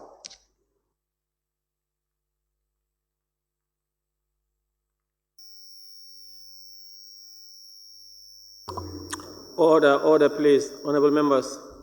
Those honorable members that are very good in obeying the orders of the National Assembly and ruling of the Speaker, most of the time I will give them to wind up. But those who will use their mics and flout the Speaker's order, know that when you take the floor, it's 3 minutes. I will not use my discretion to give you any second. Honorable Kebalang, please wind up. So, as I was saying, you want to know whose responsibility is it to provide, to make sure that the screening machines are available and they are in good working condition.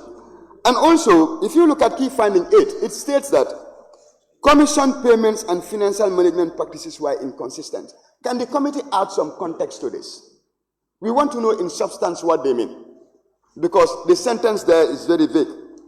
Okay, and also, if you look at 10, it says that weighing scale discrepancies between sectors and depot weighing scales contributed to discrepancies in what? Groundnut quantities. We want to know who sets the standards.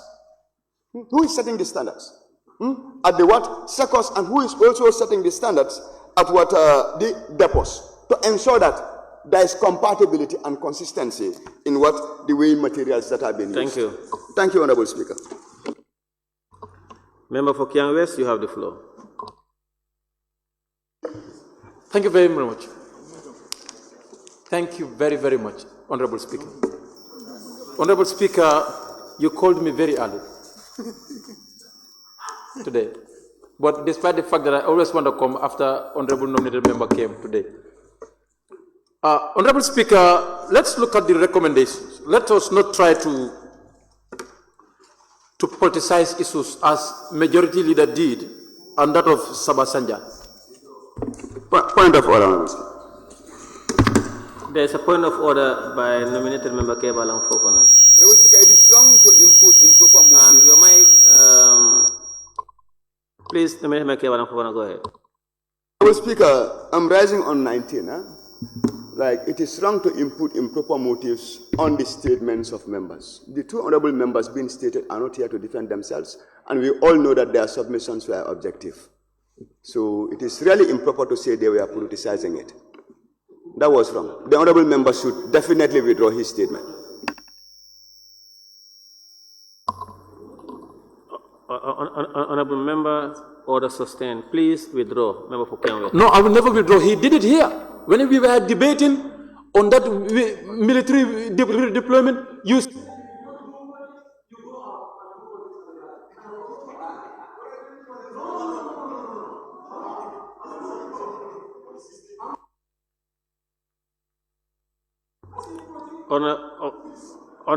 Honorable members, you know, we know the law.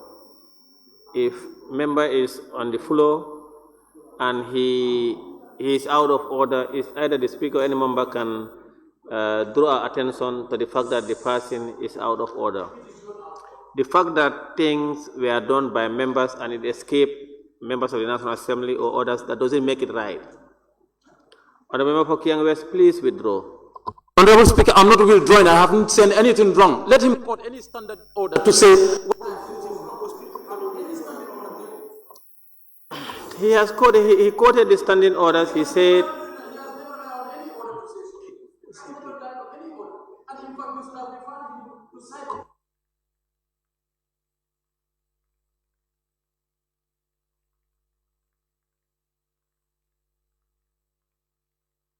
the nominated member Kebalang Fofana clearly stated that you are imputing improper motive on the two members.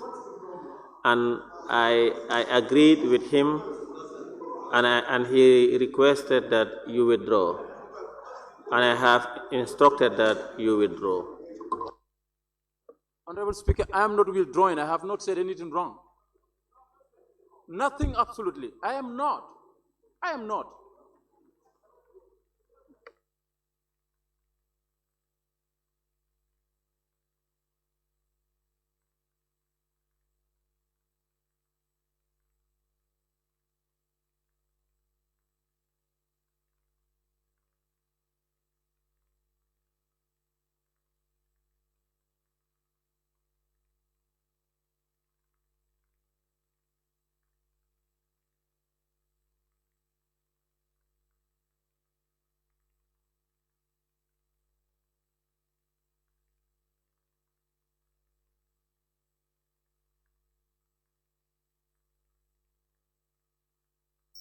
Order, please, honorable members. Order.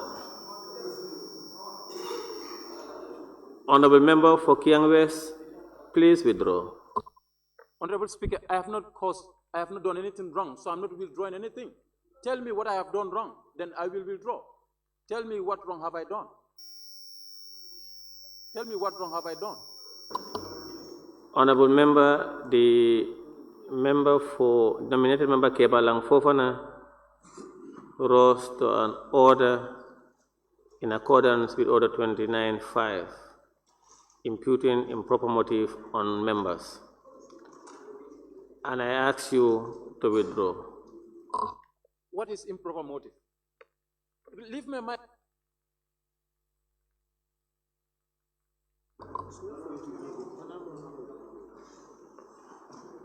Honorable members, it is not my duty to define any word or any meaning for honorable members.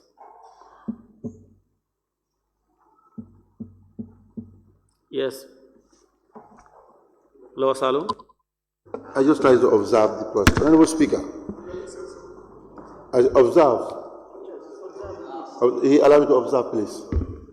Honorable Speaker, I think the member for Kiang, I just beg your intelligence to withdraw it. We continue because those members that you are, addressing, they are not here.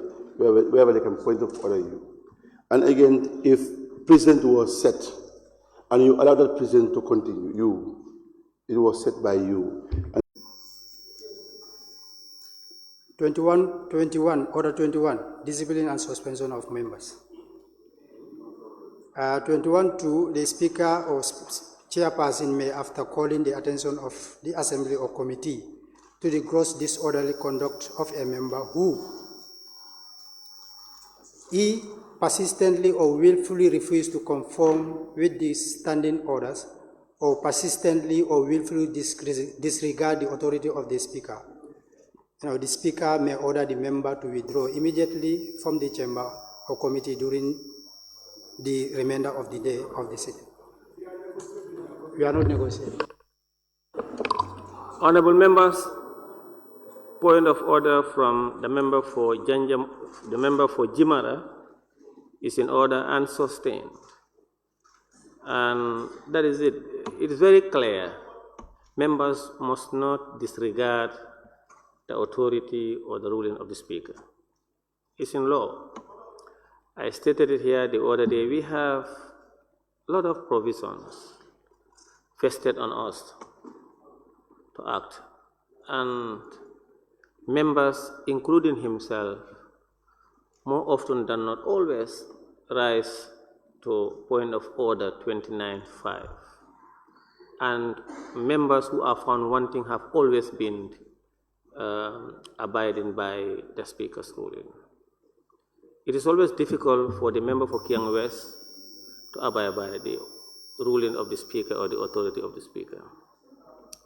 The member for Serekunda West, I have asked the member for Kiang West to withdraw. He refused. I will give you, then I'll give him last chance. I'll give him the benefit of the doubt. Honorable Speaker, point of order. There is a point of order from member for Fonyi Bintankaranai. Honorable Speaker, I rise on point of order 21. 21 2 D uses unacceptable language which he or she refused to withdraw. The member for Kiang West did not use any language that is unacceptable in the parliament. This has been a normal parliament procedure, even if the entire world is against it. I stand by it, Honorable Speaker.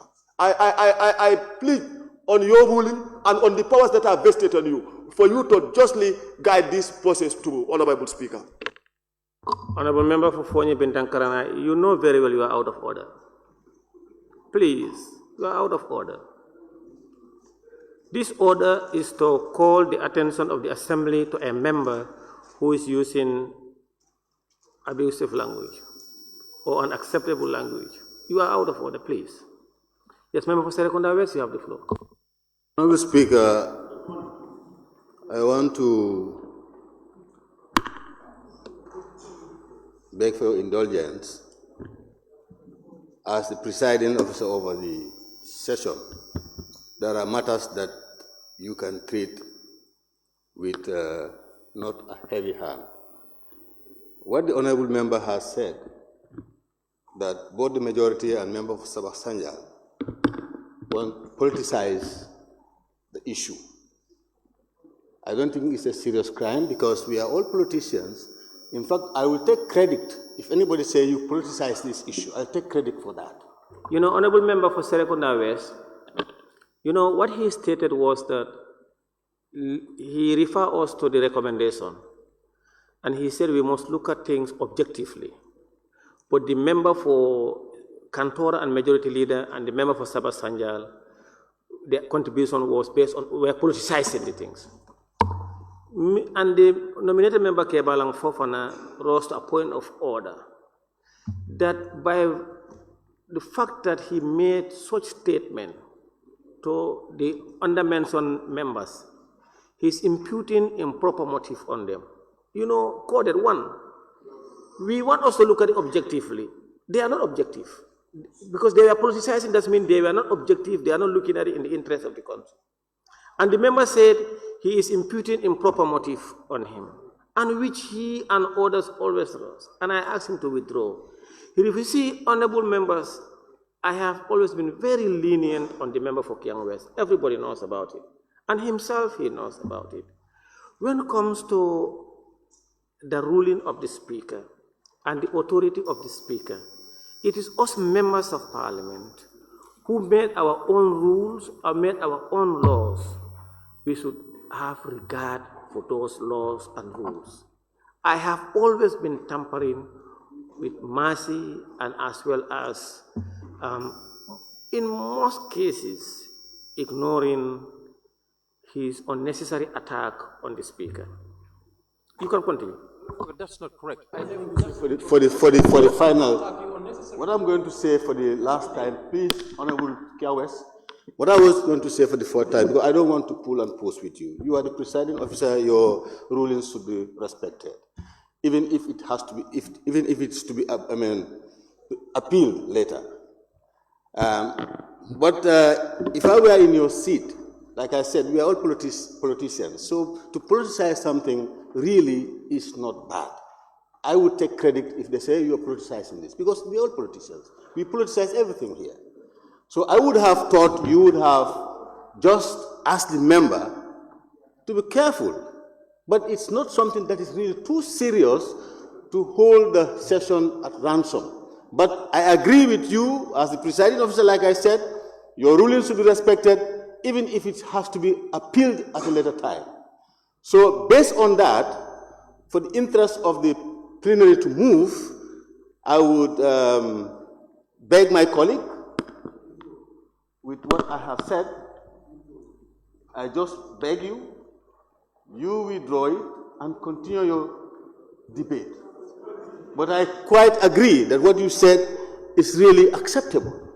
But since the ruling has been made, and we need to respect the ruling of the chair or the speaker, I would beg you to withdraw and continue your deliberations. Honorable member, please. Thank you, honorable member for Serekunda West. As I stated earlier on, I'm giving the member for Kiang West last opportunity for him to withdraw. The honorable member for Kiang West, please withdraw.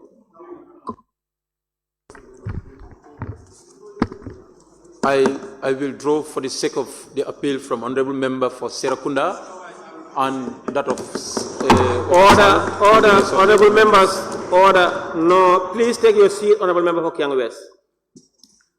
And put off your mic, please. Honorable member for Kiang West, you are not withdrawing on condition. You must withdraw unconditionally. You must withdraw unconditionally. Member for Kiang West, I'm giving you last chance to withdraw unconditionally. No, you must withdraw. Please don't use the mic, your mic. You must withdraw unconditionally. No. Or I will send you out. You must withdraw unconditionally. It's a matter of must. Order, honorable members, order, please. Order, honorable members, please. I have made my ruling and the honorable member for Kiang West must withdraw unconditionally.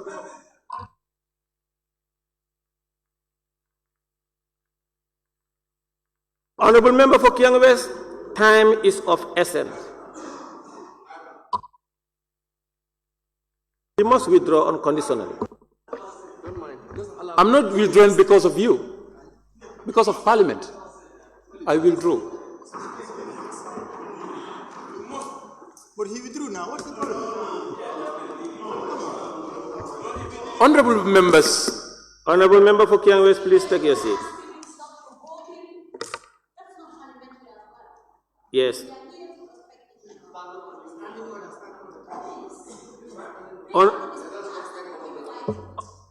Honorable members for the National Assembly, I agree with the member for Kiang West. He is not withdrawing because of me as a person. He is withdrawing because of the authority of the country. And he must withdraw unconditionally. For me and you as a person, and I believe we should not have even gotten there. If it is personal level, when I say withdraw, you should have withdrawn straight. if it is personal level. And I know it's not personal level. That is why you have not been withdrawing and arguing on the law. If it is me and you are the speaker, and at our personal level, I will never disregard the authority of the speaker and your authority. At our personal level, you and I, you should not have been engaged in this push and pull with me and disrespect of my authority as a speaker. You must withdraw unconditionally. It's not, you cannot attach that to anything. You must withdraw unconditionally. You have the last chance to withdraw unconditionally. Withdraw.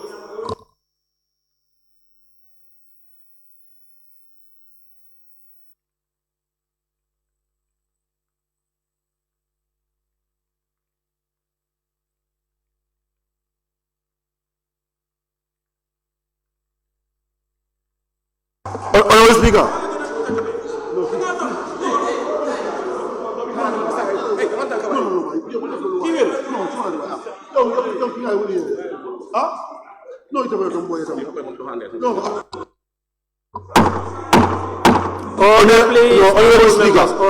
Honorable Speaker. Honorable Member, please. No, Honorable Speaker. The way you are presiding this thing is wrong. The member has already withdrawn. What? The member has already withdrawn. What else do you want again, Honorable Speaker? No. The member has already withdrawn. You said unconditional. Because of Honorable Sehuda and Lower Sound, you said no. He said now I have withdrawn, not because of your sake. And what do you want now? No. Honorable Member for Lower Salem, you are out of order. You are out of order, Honorable Member, don't use your mic. Don't use your mic. You see, order please, honorable members, let's not play with the gallery.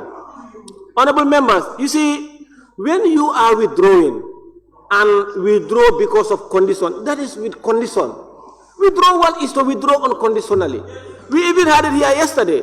The Honorable Minister for Finance, I don't know for who, he withdrew. I told him, I said, Minister, listen, order please, don't do that, Honorable Member for Salom. He said, I'm withdrawing but this. I said, no, you must withdraw unconditionally. Because the practice is, when you are withdrawing, you must withdraw unconditionally. If that's the practice, we must not play with the gallery.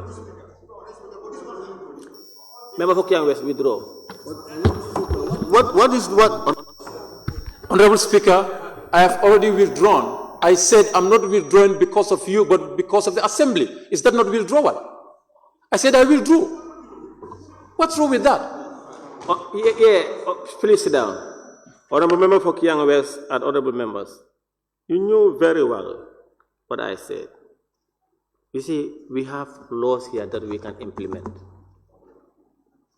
We must respect the authority of the Speaker.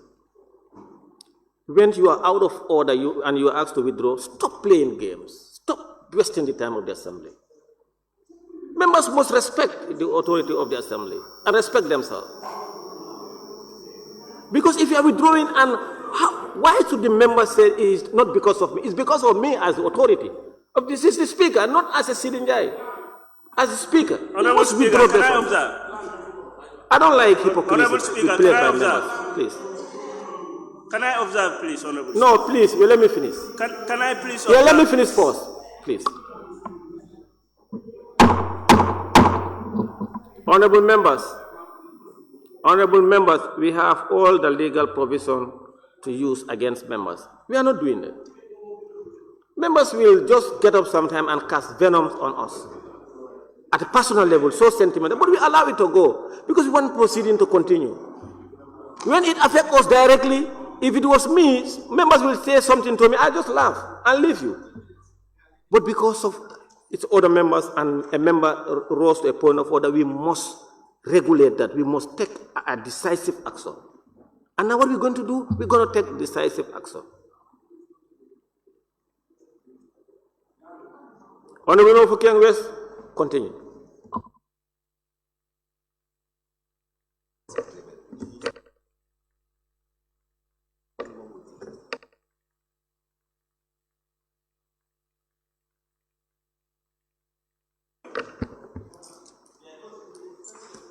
Honorable members, of this August Assembly. It is never my wish to stop your work from flowing. Trust me, I never wish to, and I will never do that. All our wish as representatives is to do our very best to enrich the work we are all doing here. And my critics to the government.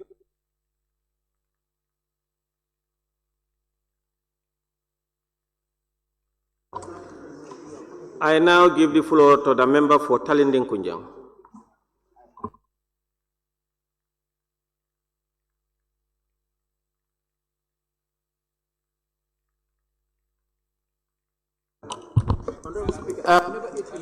No, just go late. I started deliberating. I have never eaten to my time.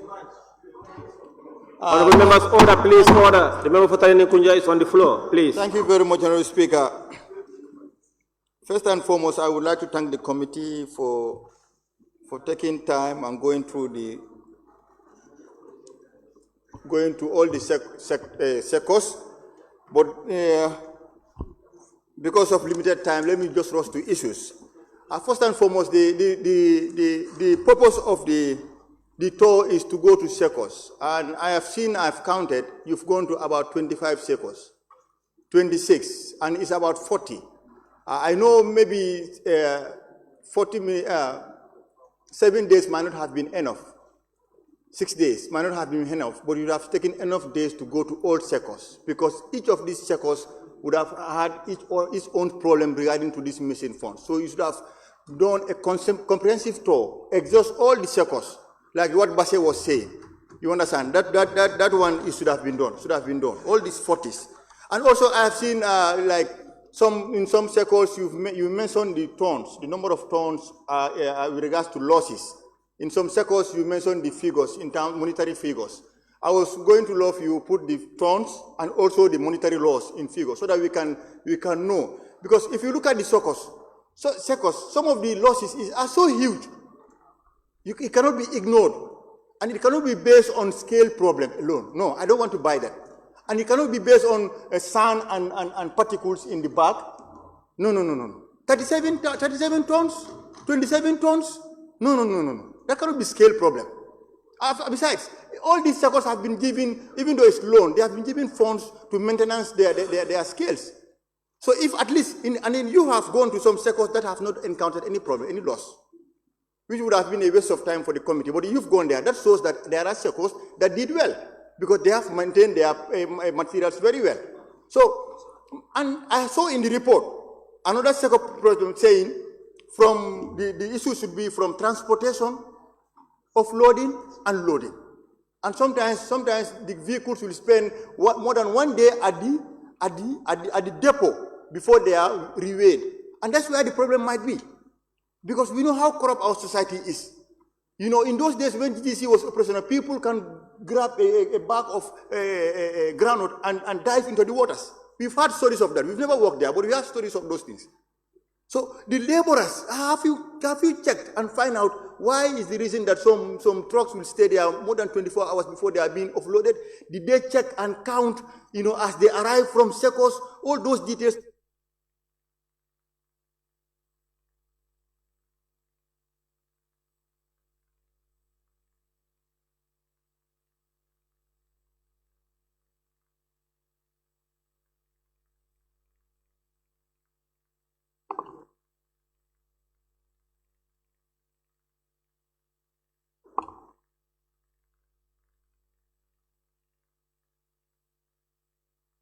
Your mic is not on.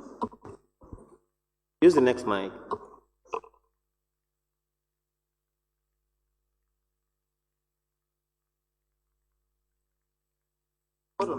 Yes, these sectors, there must be some, you know about Standard Bureau.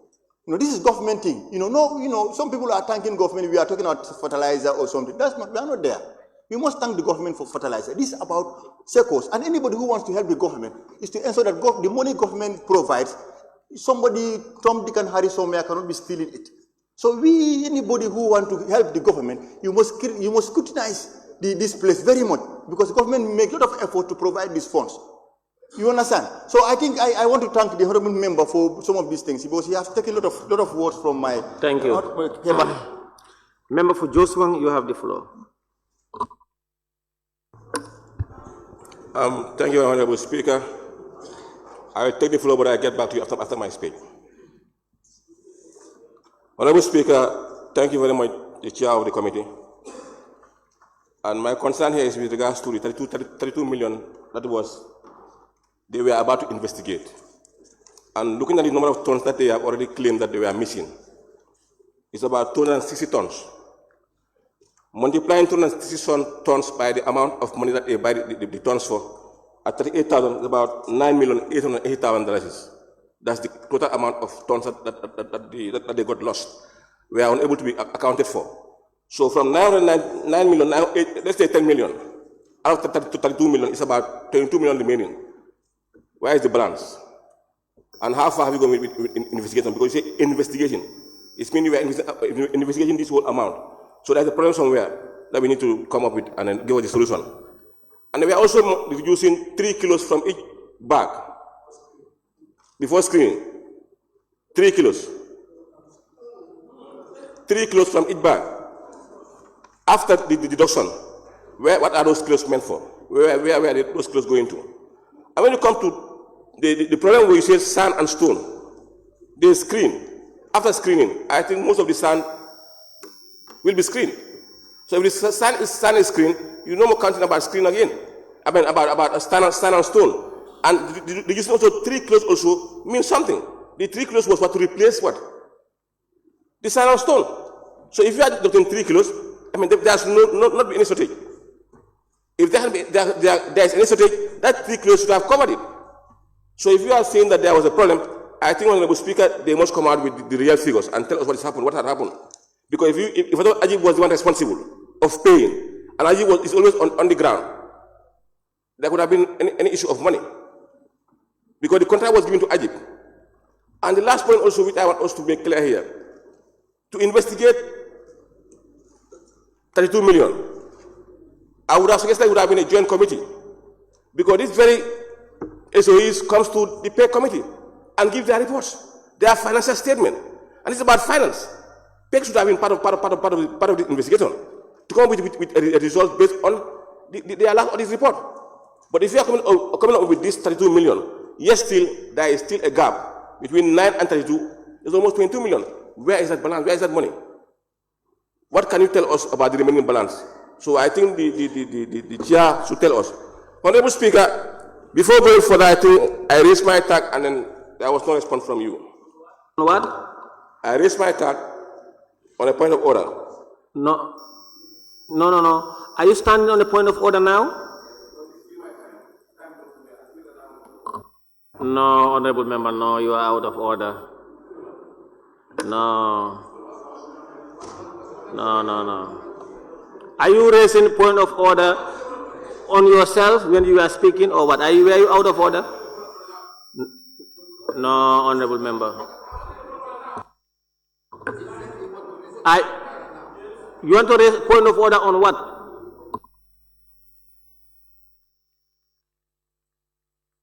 I cannot deny any point of order, but what's strange, you were on the floor, and I'm not sure whether you are raising point of order against yourself. Okay, go ahead, sir. Honorable Speaker, on point order 29. 29 what? 4. It shall be out of order to use offensive and insulting language about a member of the Assembly. The member for Sabah Sanjar used this language against me, and I was trying to address it. You didn't give me the floor. Buchateku in English, in Wolof, is very abusive. I'm not his companion. I'm far older than him. I respect this assembly. No, you have made your point. I need to be respected back. No, you have made your point. Please don't. Honorable Speaker, if he raises his point of order,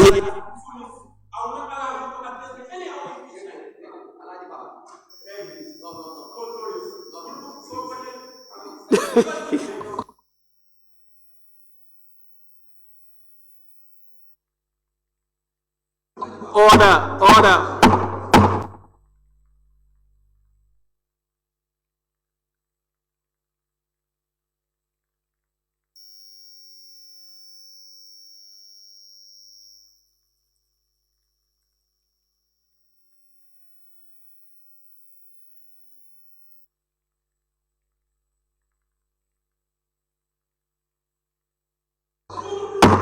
Order, please.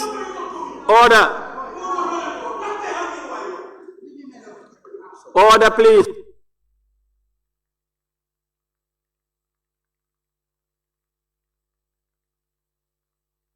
Honorable members, please order.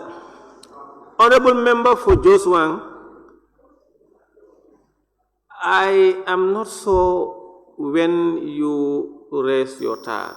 You know, members knows the procedures at the time. I just want to address that first and rule your point of order. That you said something was said, you raised your tag, but I didn't give you the opportunity. There are forests of tags at the time when I was addressing the matter. So when I made my ruling on that, and I said, that's it. So I went back to him. And I saw you and him exchanging ideas. To be honest with you, I didn't even hear what he said or what you said to him. I just saw you people going, because everybody was talking. Now that there is a point of order based on 29:4,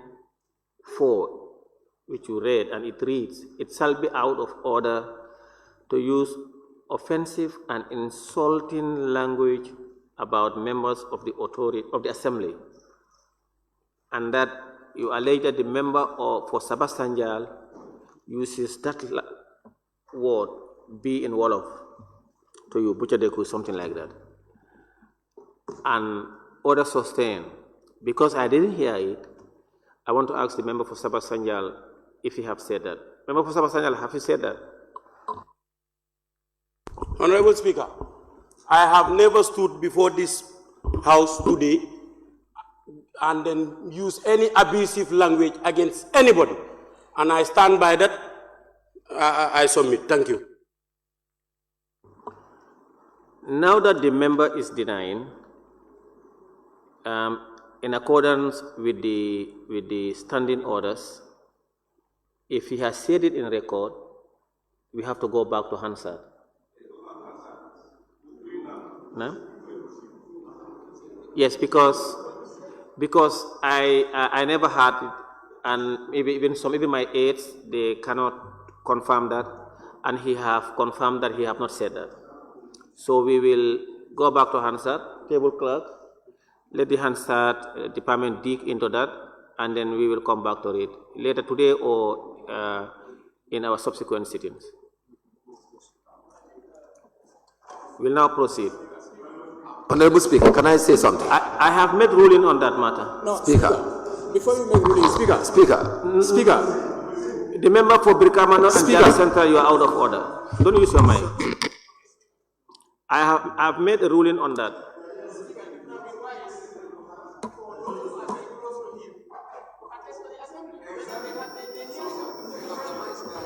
Serious.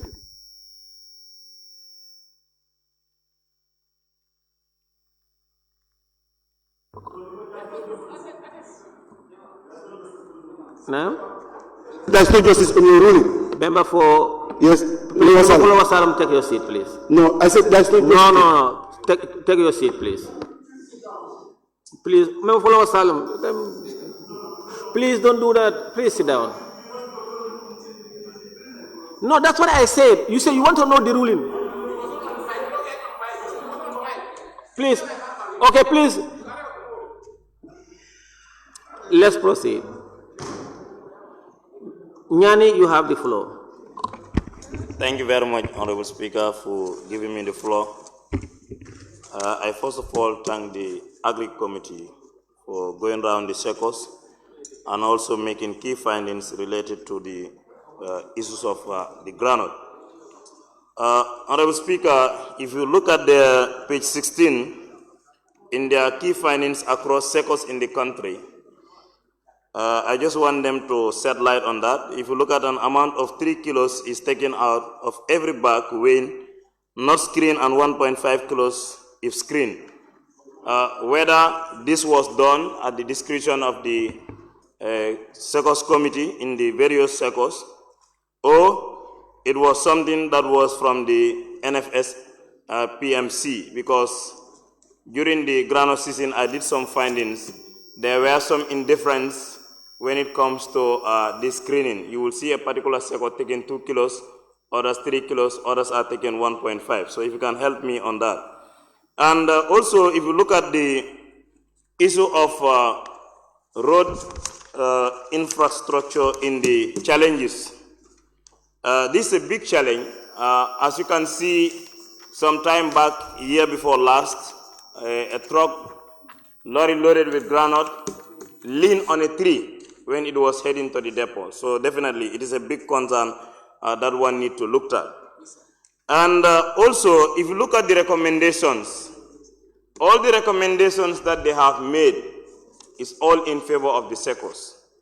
And I guess how hard and difficult farming is, the farmers need to be given due consideration when it comes to this particular issue. That more attention should also be given to farmers if that was not done, even if it was done randomly by selecting certain areas, asking farmers what are some of the challenges that they are facing when they also get to the SECO. Because I myself, I do go there. I know a lot of challenges that farmers are faced will also be very important.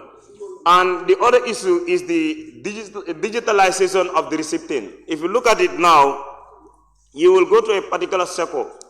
After weighing your granite, you will only to realize that you will be given a paper.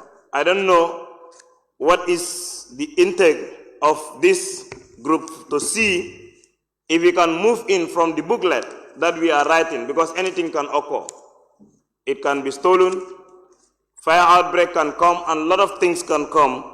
I think that will also be very, very important. So digitalization of the recipient is very important, so that at least let them have at least a control, whereby if I weigh my granite and know that this is the amount that I have, will also be. Thank you. Honorable members, you see some members, they are murmuring, and when I rule in respect of the order raised by the member for Joshua. Member for Joshua Bunukakunda? Yeah, please.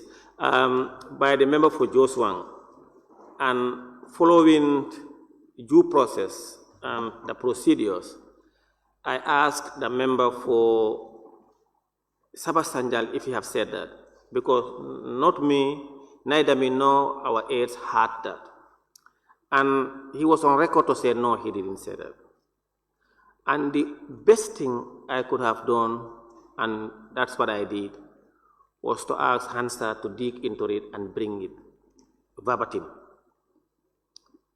If it is done on this session, we'll address it. If it's not on Monday or Tuesday, we'll address it. Some members feel that it's not a fair judgment. It's always difficult to judge, whether here or in the court or in a Cardiff court. You'll always have people who will go home as a grief party. And others were murmuring that I should ask those people around, which have never been the practice. But if I am to do that, I would have to suspend the assembly or adjourn, and we go to a house and start investigating, asking whether you have said, did you hear him? No, I didn't. Did you hear? That's it. But the best procedure, if it was not in record, it would have been better for someone to tell me, no, it was not on record. And then we will look at either later on to look at it, but we cannot look at it now. It's either Hansa, that's the best, because it's on record. If it is on record, then I will ask him to withdraw. If it is not on record, then there are other mechanisms, but you don't expect me to rule things that I have no knowledge of. I have no idea. And the best thing to do is to request Hansard to give it to me. If Hansard comes to me and said it was not on record, then we take it to another level. That was the matter. Please, and that does it for that. Member for Same, you have the floor. Thank you very much, Honorable Speaker, for giving me the floor. Thank you very much. The report before us is the report of the Select Committee on Agriculture and Rural Development. Their visit to Secos from 30th April to 50 May 2024.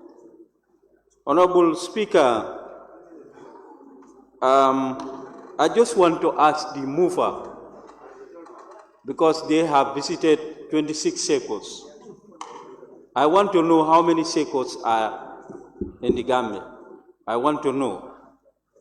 And Honorable Speaker, as other speakers have rightly mentioned, you know, sometimes when we are doing our committee exercise, that we're supposed to go all over, along all the country, we should look at the selection where to visit those areas. At least every district, this committee should visit one SECO or two SECOs. But if you look at the names of SECOs that they visited, you go to certain district, they visited 2 or 3. And now they are telling us that in their report, $32 million is shortage of in 40 SECOs. And they visited only 26. So we would like to know if they can liaise with the ministry, those 40 SECOs that are affected, we would like to know the names of those SECOs. Because you cannot just come and tell us that 32 million shortage of 40 SECOs, and we don't have the name of those SECOs with us here. Honorable Speaker, we have seen the challenges that is in the report, that lack of funds, the funds are not given to farmers when they sell their granules, they didn't pay at the right time, or the staffs there are not experienced. These are some of the challenges. And in their recommendation, they talk about ensure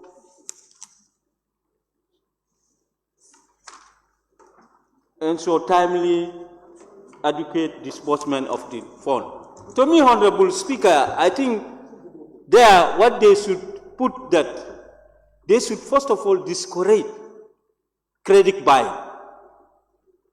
In all the sectors, there should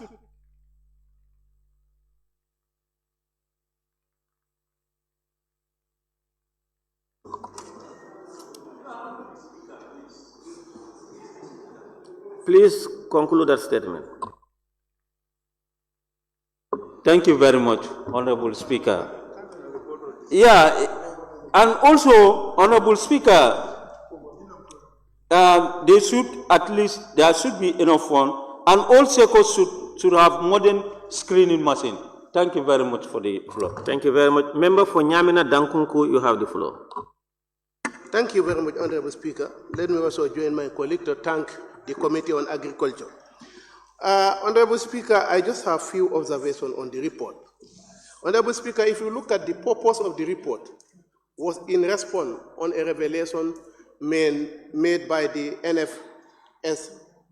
NFSPMC of $32 million that was missing. And then the committee decided to draw an objective to that effect. And then according to them, 40 sectors were affected on this 32 million. My question is, whether all the sectors, the 26 sectors they visited, whether they were all affected by this 32 million. And they visited 26 sectors out of the 40. I just followed their report, made a little arithmetic. I have add all the tonnage that are sorted in the report, multiply it by 38,000, I got 10,336,600. That is this amount, 26 sectors you visited. Meaning that there is 21,644,000 left in 14 sectors. 21 million.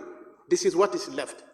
So, Honorable Speaker, meaning the committee could not have actually reported by now until they conclude the entire 40 sectors.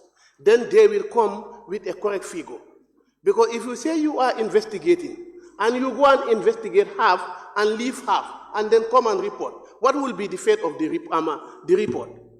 And in your conclusion, in your recommendation, you did not even mention how this 32 million is going to be recovered. And the reason why you are informed from this institution is for you to for you to go and make investigation, make recommendation. But you have made recommendation, even to recommend how to recover that 32 million is not done. So what do you expect now us to do? Meaning your report is not completed.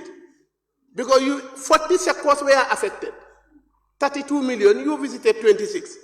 And then come and report that 26. Still you have 21 million pending.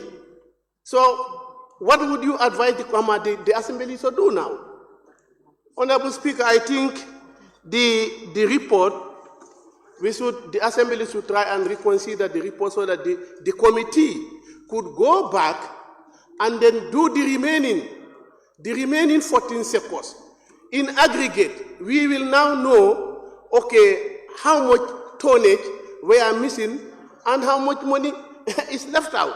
But in the event, if we approve the report now,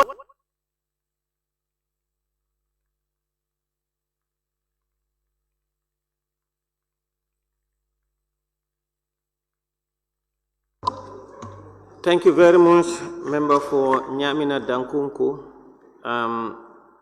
Hansard contacted the table office for them to inform me that they cannot dig into it now because proceedings are ongoing. The record is ongoing. It can only be tomorrow. They will look at it tomorrow and they will report back. That's by way of information. Yes, Member for Nyamina Dankunku. You're done. Or time? Okay. The member for Fonye Councillor, you have the floor. All right, thank you very much. Honorable Speaker, thank you very much. And I also thank the Committee of Agriculture for this noble visit. I think my input into this is about 40 sectors in total, out of which 26 were visited, a balance of 14. I want to suggest that this committee go back and do their work instead of us approving this report. Why? Because variances are also accorded in their recommendation, Honorable Speaker, that key findings across sectors in the country. They could have said key findings across the 26 sectors they visited. So I think this report is a report that needs for them to go back and revisit all the sectors and come and inform the August Assembly for the decisions that they are going to make. And in fact, if they are saying that they are also going to reprimand or investigate the 32, putting together 32 may not be in line of what they want to work on visiting. And I could also say, in their visit, they've also put across so that mobility transportation will also be improved, where we get allegations of drivers complaining that it's difficult for them to get their pay. And those things are not even featured. So is it, in that 30 is only the issue of screening and other issues or loss of tonnages, not including the pay of drivers, is unknown. And the other thing also that we want to ask the committee, that what role did Ajib plays in the sales of this, in the groundnut sales? And again, also we want to inform, and also they gave us the know-how in GGC, former. Did they take loan in Ajib to do this groundnut sales, or is an overdraft? And if that, we've seen that they've also advised and said that number 7, sectors receive variant amount of cash, from Ajib typically uses the purchase of groundnut, which is usually not sufficient. We want to know, what is the amount that the loan was given? Is it 100 million or 20 million? If so, if it is an overdraft, AGI will not be able to provide sufficient money. So I want to ask the National Assembly members, let's not adopt this report. Let's refer them back. We give them time, and they go and do the work proper and inform the committee or inform the assembly for a better decision. If not, they will only take one leg and drop the other leg, and that's not fair. Thank you very much. Thank you very much. Member for Banjul North, you have the floor. He's out. All Yundum and Deputy Majority Leader is out. Now we give the floor to the member for Bundu Kakunda. Thank you very much, Honorable Speaker, for giving me the floor. Honorable Speaker, I also want to join my colleagues to thank the Chair and the entire committee members with the clerks for the wonderful work they've done. Actually, my concern about this report, I think the purpose of going out there to perform your duties is just to generate something that should be brought here for us to collaborate, come together, collaborate our minds and opinions together to make things right. So for that being the case, part of the key findings that I have seen here, I just want to have a clarification from the chair of the committee. That is page 16, point 2. A significant challenge across sectors was the lack of good and effective screening service, lack of good and effective screening equipment, leading to groundnuts being bought with a lot of sand. I want to know who is responsible to provide screening equipments. Point 6, several sectors reported losses due to lack of the same as screening. So point 13, some sectors face challenges with inexperienced staff handling weigh and record keeping. So I think this is very important because normally in either way, both the farmers and the government, there should be value for money and nobody should cheat each other. So for that being the case, I think there must be a training program so that at least they can be able to take care of these groundnut sectors and stuff like that. So point 13, lack of proper committee in some sectors lead to inefficient management and operational problems.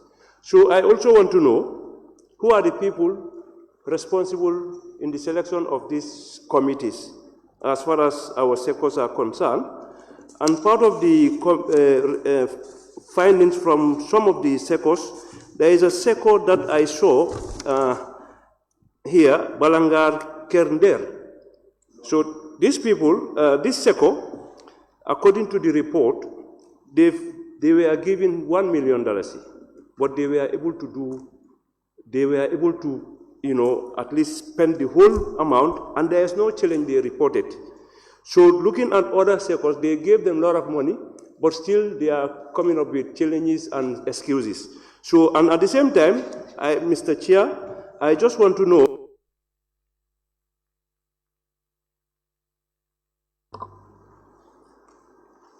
yes, you can complete your statement, your sentence. Thank you very much. I just want to know, because according to the report, they have not yet received their commission. After doing that wonderful work, how far are they in terms of paying their commission? Because they did very well according among the sectors they visited. Thank you. Thank you very much. Member for Latikunda Sabiji, you have the floor. He's out. Member for Busumbala, you have the floor. He's out. Member for Upper Fuladu West. Yes, Honorable Speaker, thank you so much for giving me the floor. Actually, I think for me, as far as this report is concerned, I think first of all, I have to thank the chairman and his lieutenants for going around the country visiting SECOs. I think they have done a good job, but still the job is not completed because here we are talking of money, $32 million, and then it's a massive amount of money.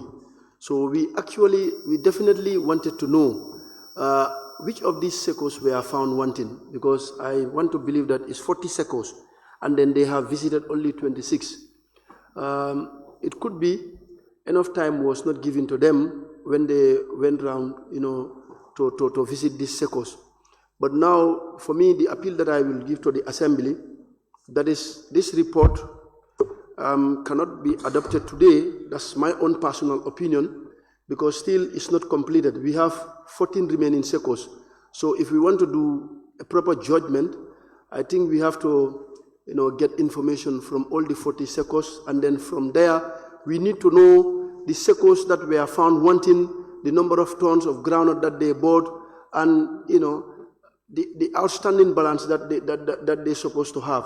So from there, we can make a conclusion. So just to make it short, what I will tell the chairman and the team, that they have to go back.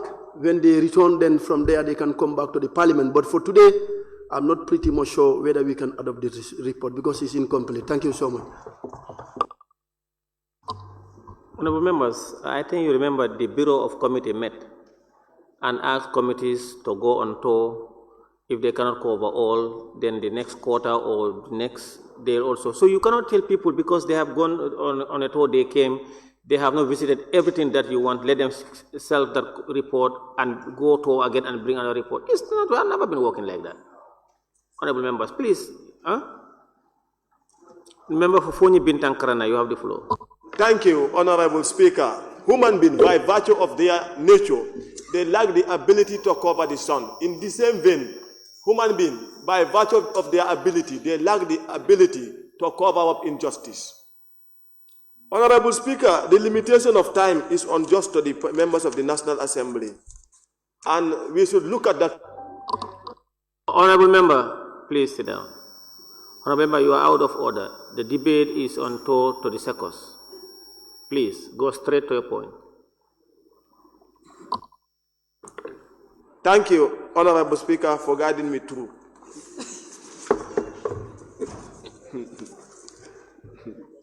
Honorable Speaker, the task before us is to look at the report of the Agri Committee. And in the SECOs, what we discovered was very worrisome. Wherever monies are missing, these are money that belongs to the state. We should know the reason as to why those monies are missing. Now, when you look at the GGC and their regulation, wherein they have passed the regulations or the order to those in the SECOs, telling them that in every ton they are to take around 3 kilos out of it, while they do not allow the people to screen. That is a serious challenge. What GGC should actually do is to allow the people to screen the groundnut, no matter what. Because some of the time, most of the fullers will put their sand and stone to weight it, so as to have it heavier. And in that, when they were doing it, they forget about the monopoly. Speaker, let me withdraw.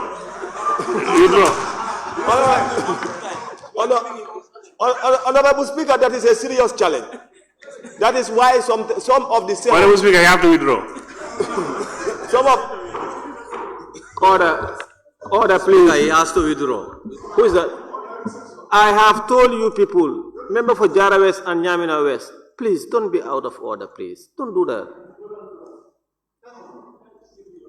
Honorable member, please continue. Thank you, Honorable Speaker. That is the challenge as to why many of the monies were actually missing. The other reason as to why they could not have the other challenge is when the time they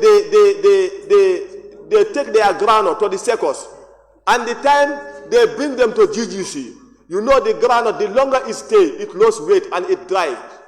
So now, when the SECOs guys, whenever they have that measurement, and that will have actually more weight than the time they are taken to SECOs. And the SECOs, the screening at the SECOs and the screening at GGC are different. So now, as much as we don't want our money to go in vain, we should actually go and trace where the problem is. And that was the task of the committee, and the committee did what they are able to do. The other issue that we face as a committee is GGC disbursement of funds at the right time is of essence. For instance, you struggle for the 5 or so months. At the end of the day, you take your granite to Sehos. Once you take the granite to your Sehos, they give you a note that we have accepted it and we will give you your money so and so on credit base. That is truly sad. After struggling for 5 months, hoping that today is the day that I should enjoy. But unfortunately, you take your granite and they only give you a note instead of giving you the money. That is a serious challenge. If we don't want the issue as to why we allow Senegalese to be buying granite, because Senegalese people were accepting those notes on credit base. But our Gambian people, our economy is different. So actually, the disbursement of funds immediately should be done whenever the Sehos are operating. And that I believe GGC should definitely look into it. And as for the National Assembly, we should consider increasing the budget for GGC so as for them to be able to buy granite as expected. That is my expectation. On that note, I thank you so very much. Honorable Speaker, but before concluding, I have 43 minutes. I know I'll never be given any second added to my time. Honorable Speaker, the member for Kiang West, I believe what he said was very correct, Honorable Speaker.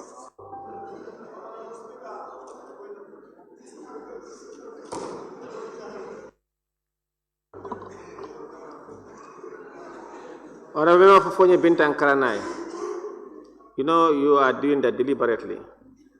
If you had exhausted your time, of course I was going to give you extra time. Because earlier what I said was that members who will disregard Speaker's ruling, for you are good at going out of order. But once you are called to order by the Speaker, you respect and accept it. In fact, during your intervention, when I told you, you accepted and said, Speaker, thank you for guiding me. So we don't have problem with you in respect of that. Thank you.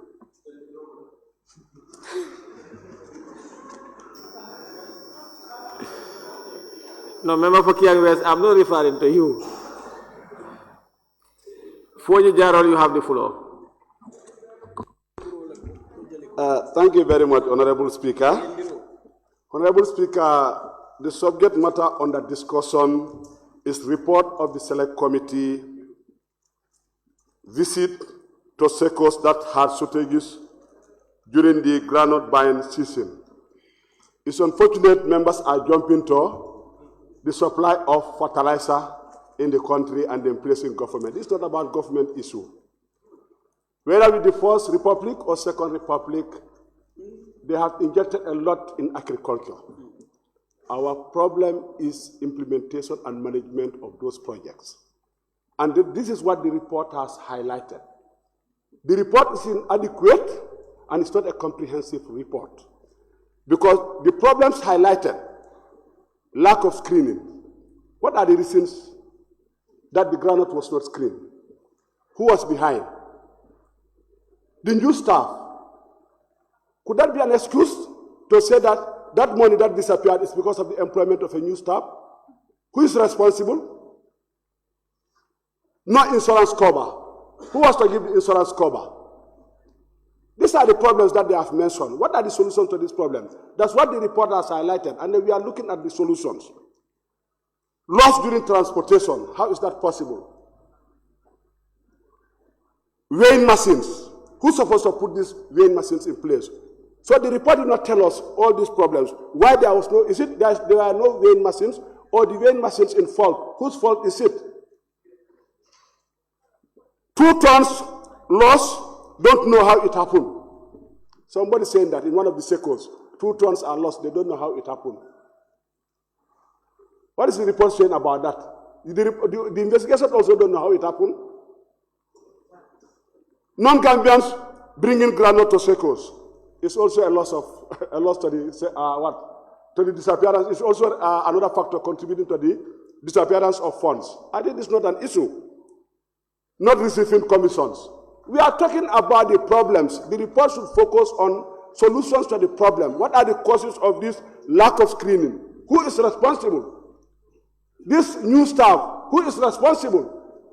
Why do you need to put their staffs who are not trained? Would be that an excuse at the police station to say that because I was new, that's why I had losses? Ignorance of the law is not an excuse. I conclude. Thank you, Honorable Member, for Fonyi Jarol. Honorable Member, Chair, I heard you are taking note on GGC.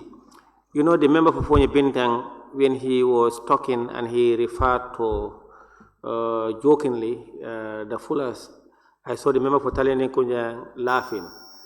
But because he was, of course, he wanted to refer to Fonyi and Nyomi. Now, but to address that issue, you know, in yesteryears, we used to have screening machines, receivers. Then all the stones coming from the Jolas and the Serer would not have been an issue. So I'm not so, you can note that down. Whether now the member for Lower Salem, you have the floor. Thank you, Honorable Speaker, for giving me the floor. May I also join my colleague to thank the committee which I am part of, and also to thank the Ministry of Agriculture through GGC, Honorable Speaker. This year, they have tremendously contribute on our buying and selling of groundnut of $1.5 billion that was spent on groundnut buying. Honorable Speaker, GGC, they are trying to meet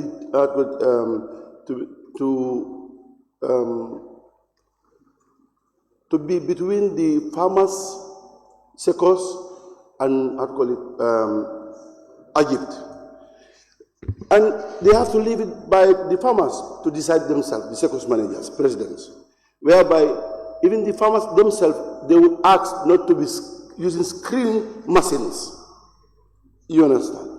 Because if they try to screen the machine, the bulk of ground that they are looking for, they will not have it. Because each of these presidents, they were pursuing to get a commission, a high commission. This is why they were not screening. But then the management of GEC has guided them through that if you want to succeed, go for screening. But the president themselves, they said no. Then this is why they decided to go for not for screening. Honorable Speaker, again, most of sectors, if you are going for an investigation, and you know that you are going for a judgment, you go for, it's a 40 sectors that we are targeted. But essentially, what you are looking for, basically you get it for witnesses. And you don't need to go further to bring more witnesses, because all witnesses will repeat the same thing. For instance, in Lower Salem, we have 4 sectors or 3 sectors. And this is why we identified 2 of these sectors. And actually we found that it's the same allegation that was found. So basically you don't need to go for other witnesses, because already you have grabbed the evidence that you are looking for. Essentially, you don't need going for 40 seconds, because already the substance that you are looking for, you get it. This is why in court orders, when you have sufficient witnesses, you don't go for order, because there will be a repeating of witnesses. This is why we, again, I agree with you, the time limit that was given to us, that's 7 days. You know, 6 days, sorry. And again, it's the same committee also, if we are looking for this extension, the Assembly might not allow us to go through. And again, Honorable Speaker, you know, if you are going for investigations that you want us to bring facts, that we brought this is not sufficient, we go back, then we will.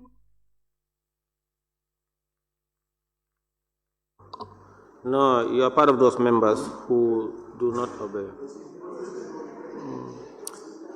No. I agree with him. Research is, is not everything.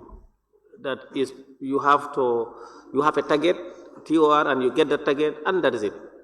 Member for Fonyi Brefet, you have the floor.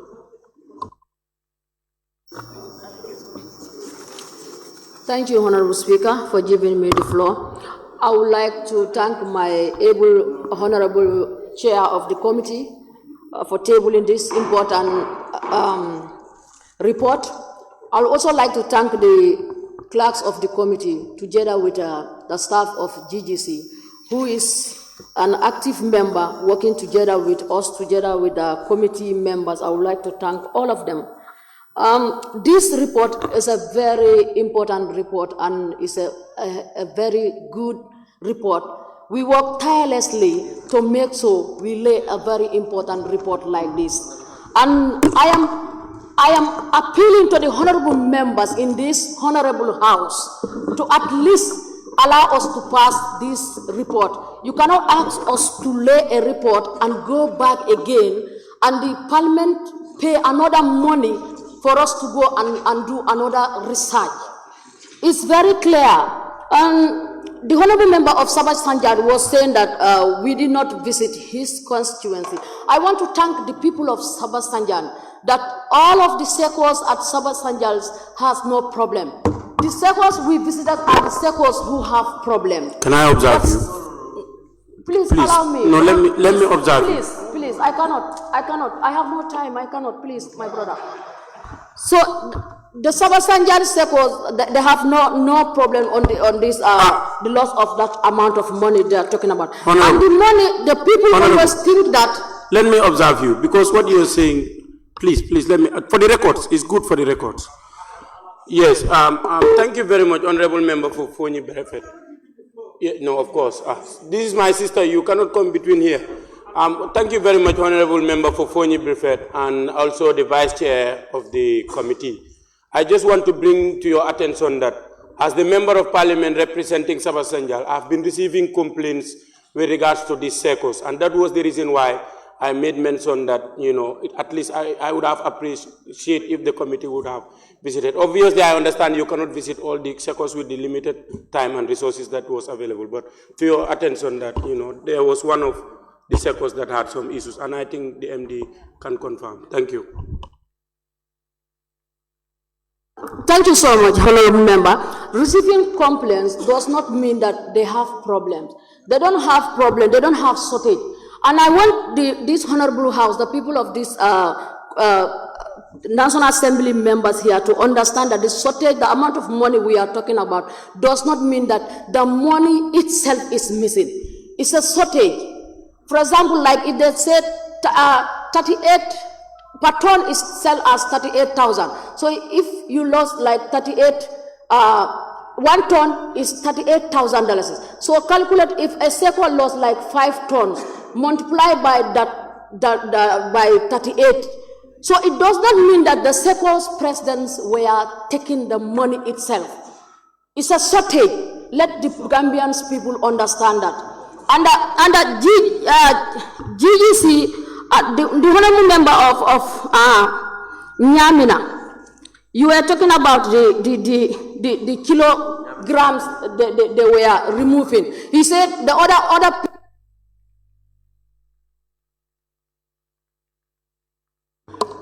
Honorable members, at this time, I will call upon the mover of the motion to respond and wind up the debate.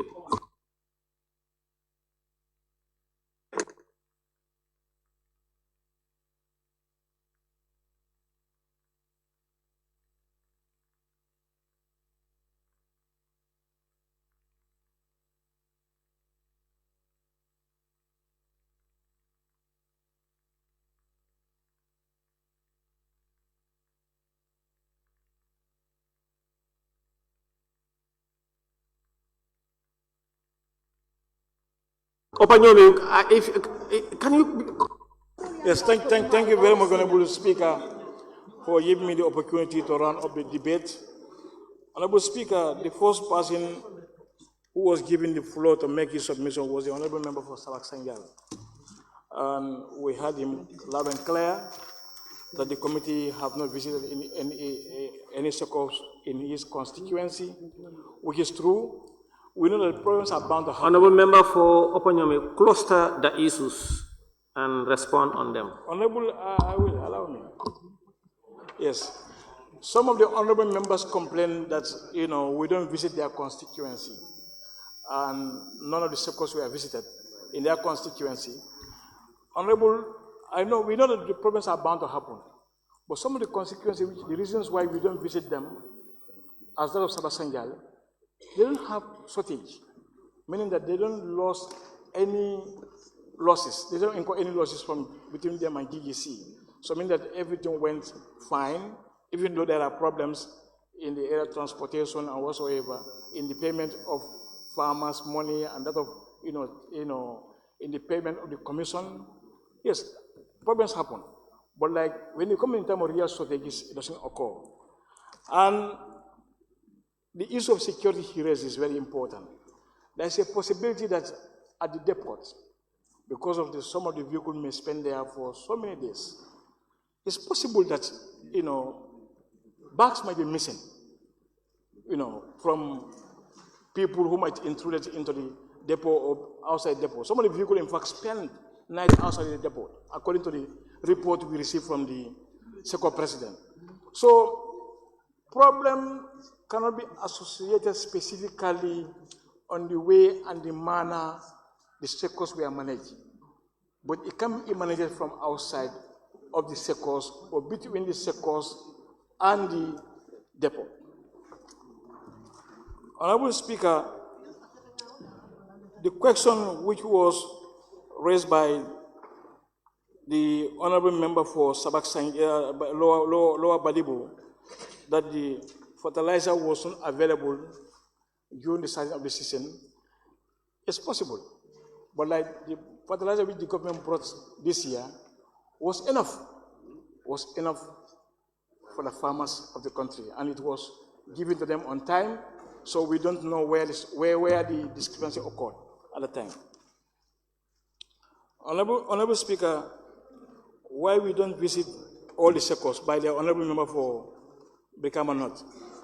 Yes, the reason why we don't visit all the SECOs is because we have limited time. We don't have enough time. Yes, the problem in the 40 SECOs, we were given only 6 days to go on to. Yes, and we have got the required information we need to substantiate that, this $2 million has lost because of out of shortages.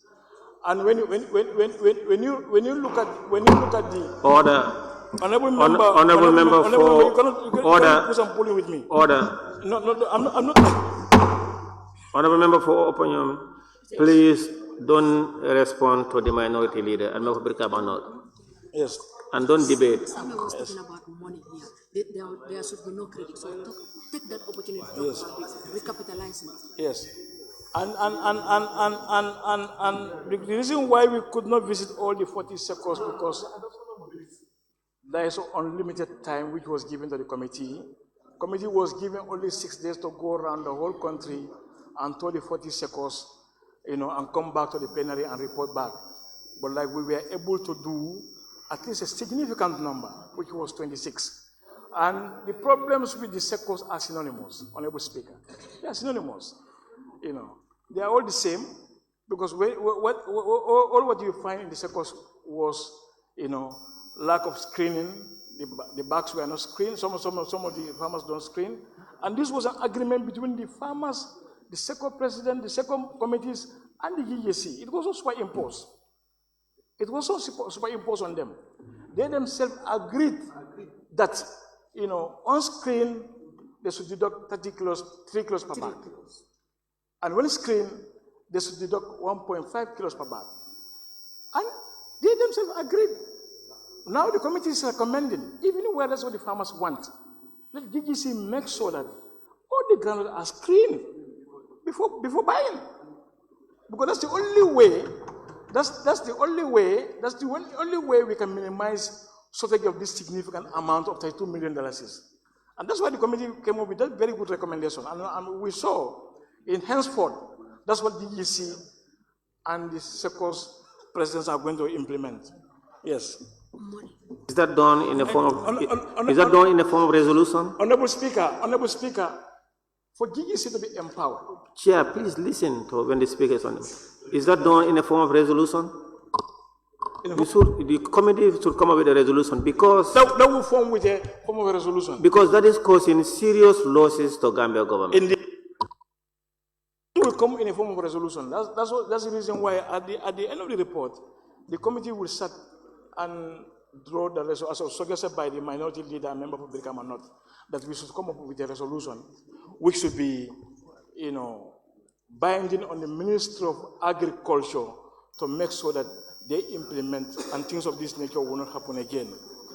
Honorable Speaker, for GGC to be able to take care of all the problems within the garment sector, without credit, transportation, untimely, transportation of garment from the sectors to the depot, this August Assembly need to allocate significant amount of money to GGC to be able to do their work effectively. They are definitely struggling, and they are doing their level best to satisfy the farmers of this country. And that's why they came up with an idea of recapitalization. To do that, Honorable Speaker, GGC, when you look at it, the time GGC was bringing rice and oil in the country, yes. GGC forced,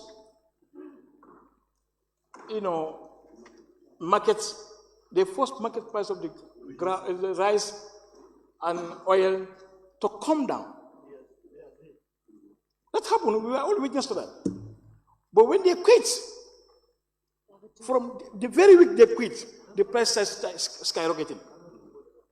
Because they don't have money to continue with what they were doing.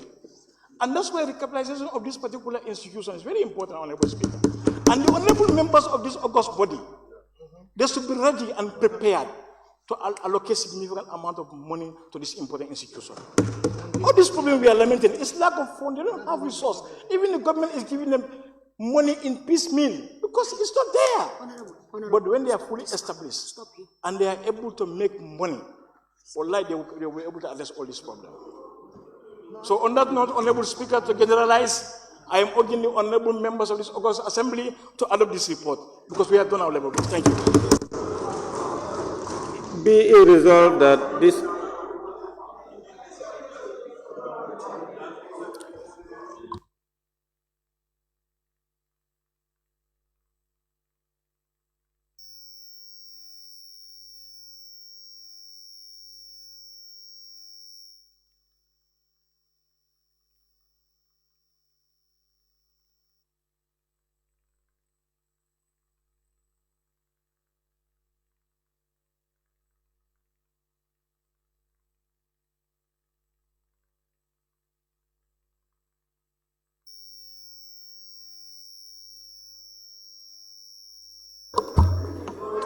Thank you very much, Honorable Member for Opanyomi and Chair of the Agriculture Committee.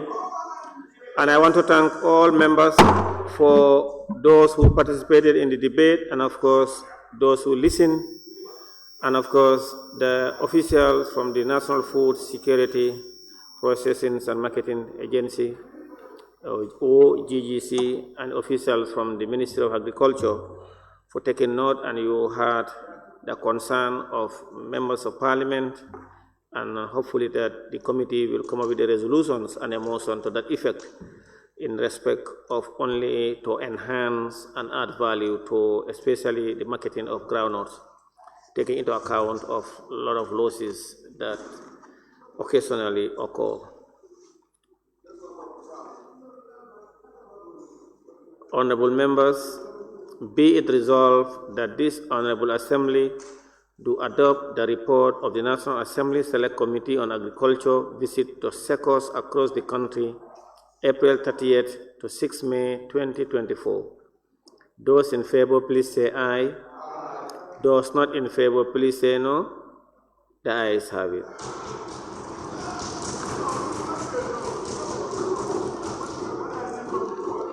Thank you very much, honorable members.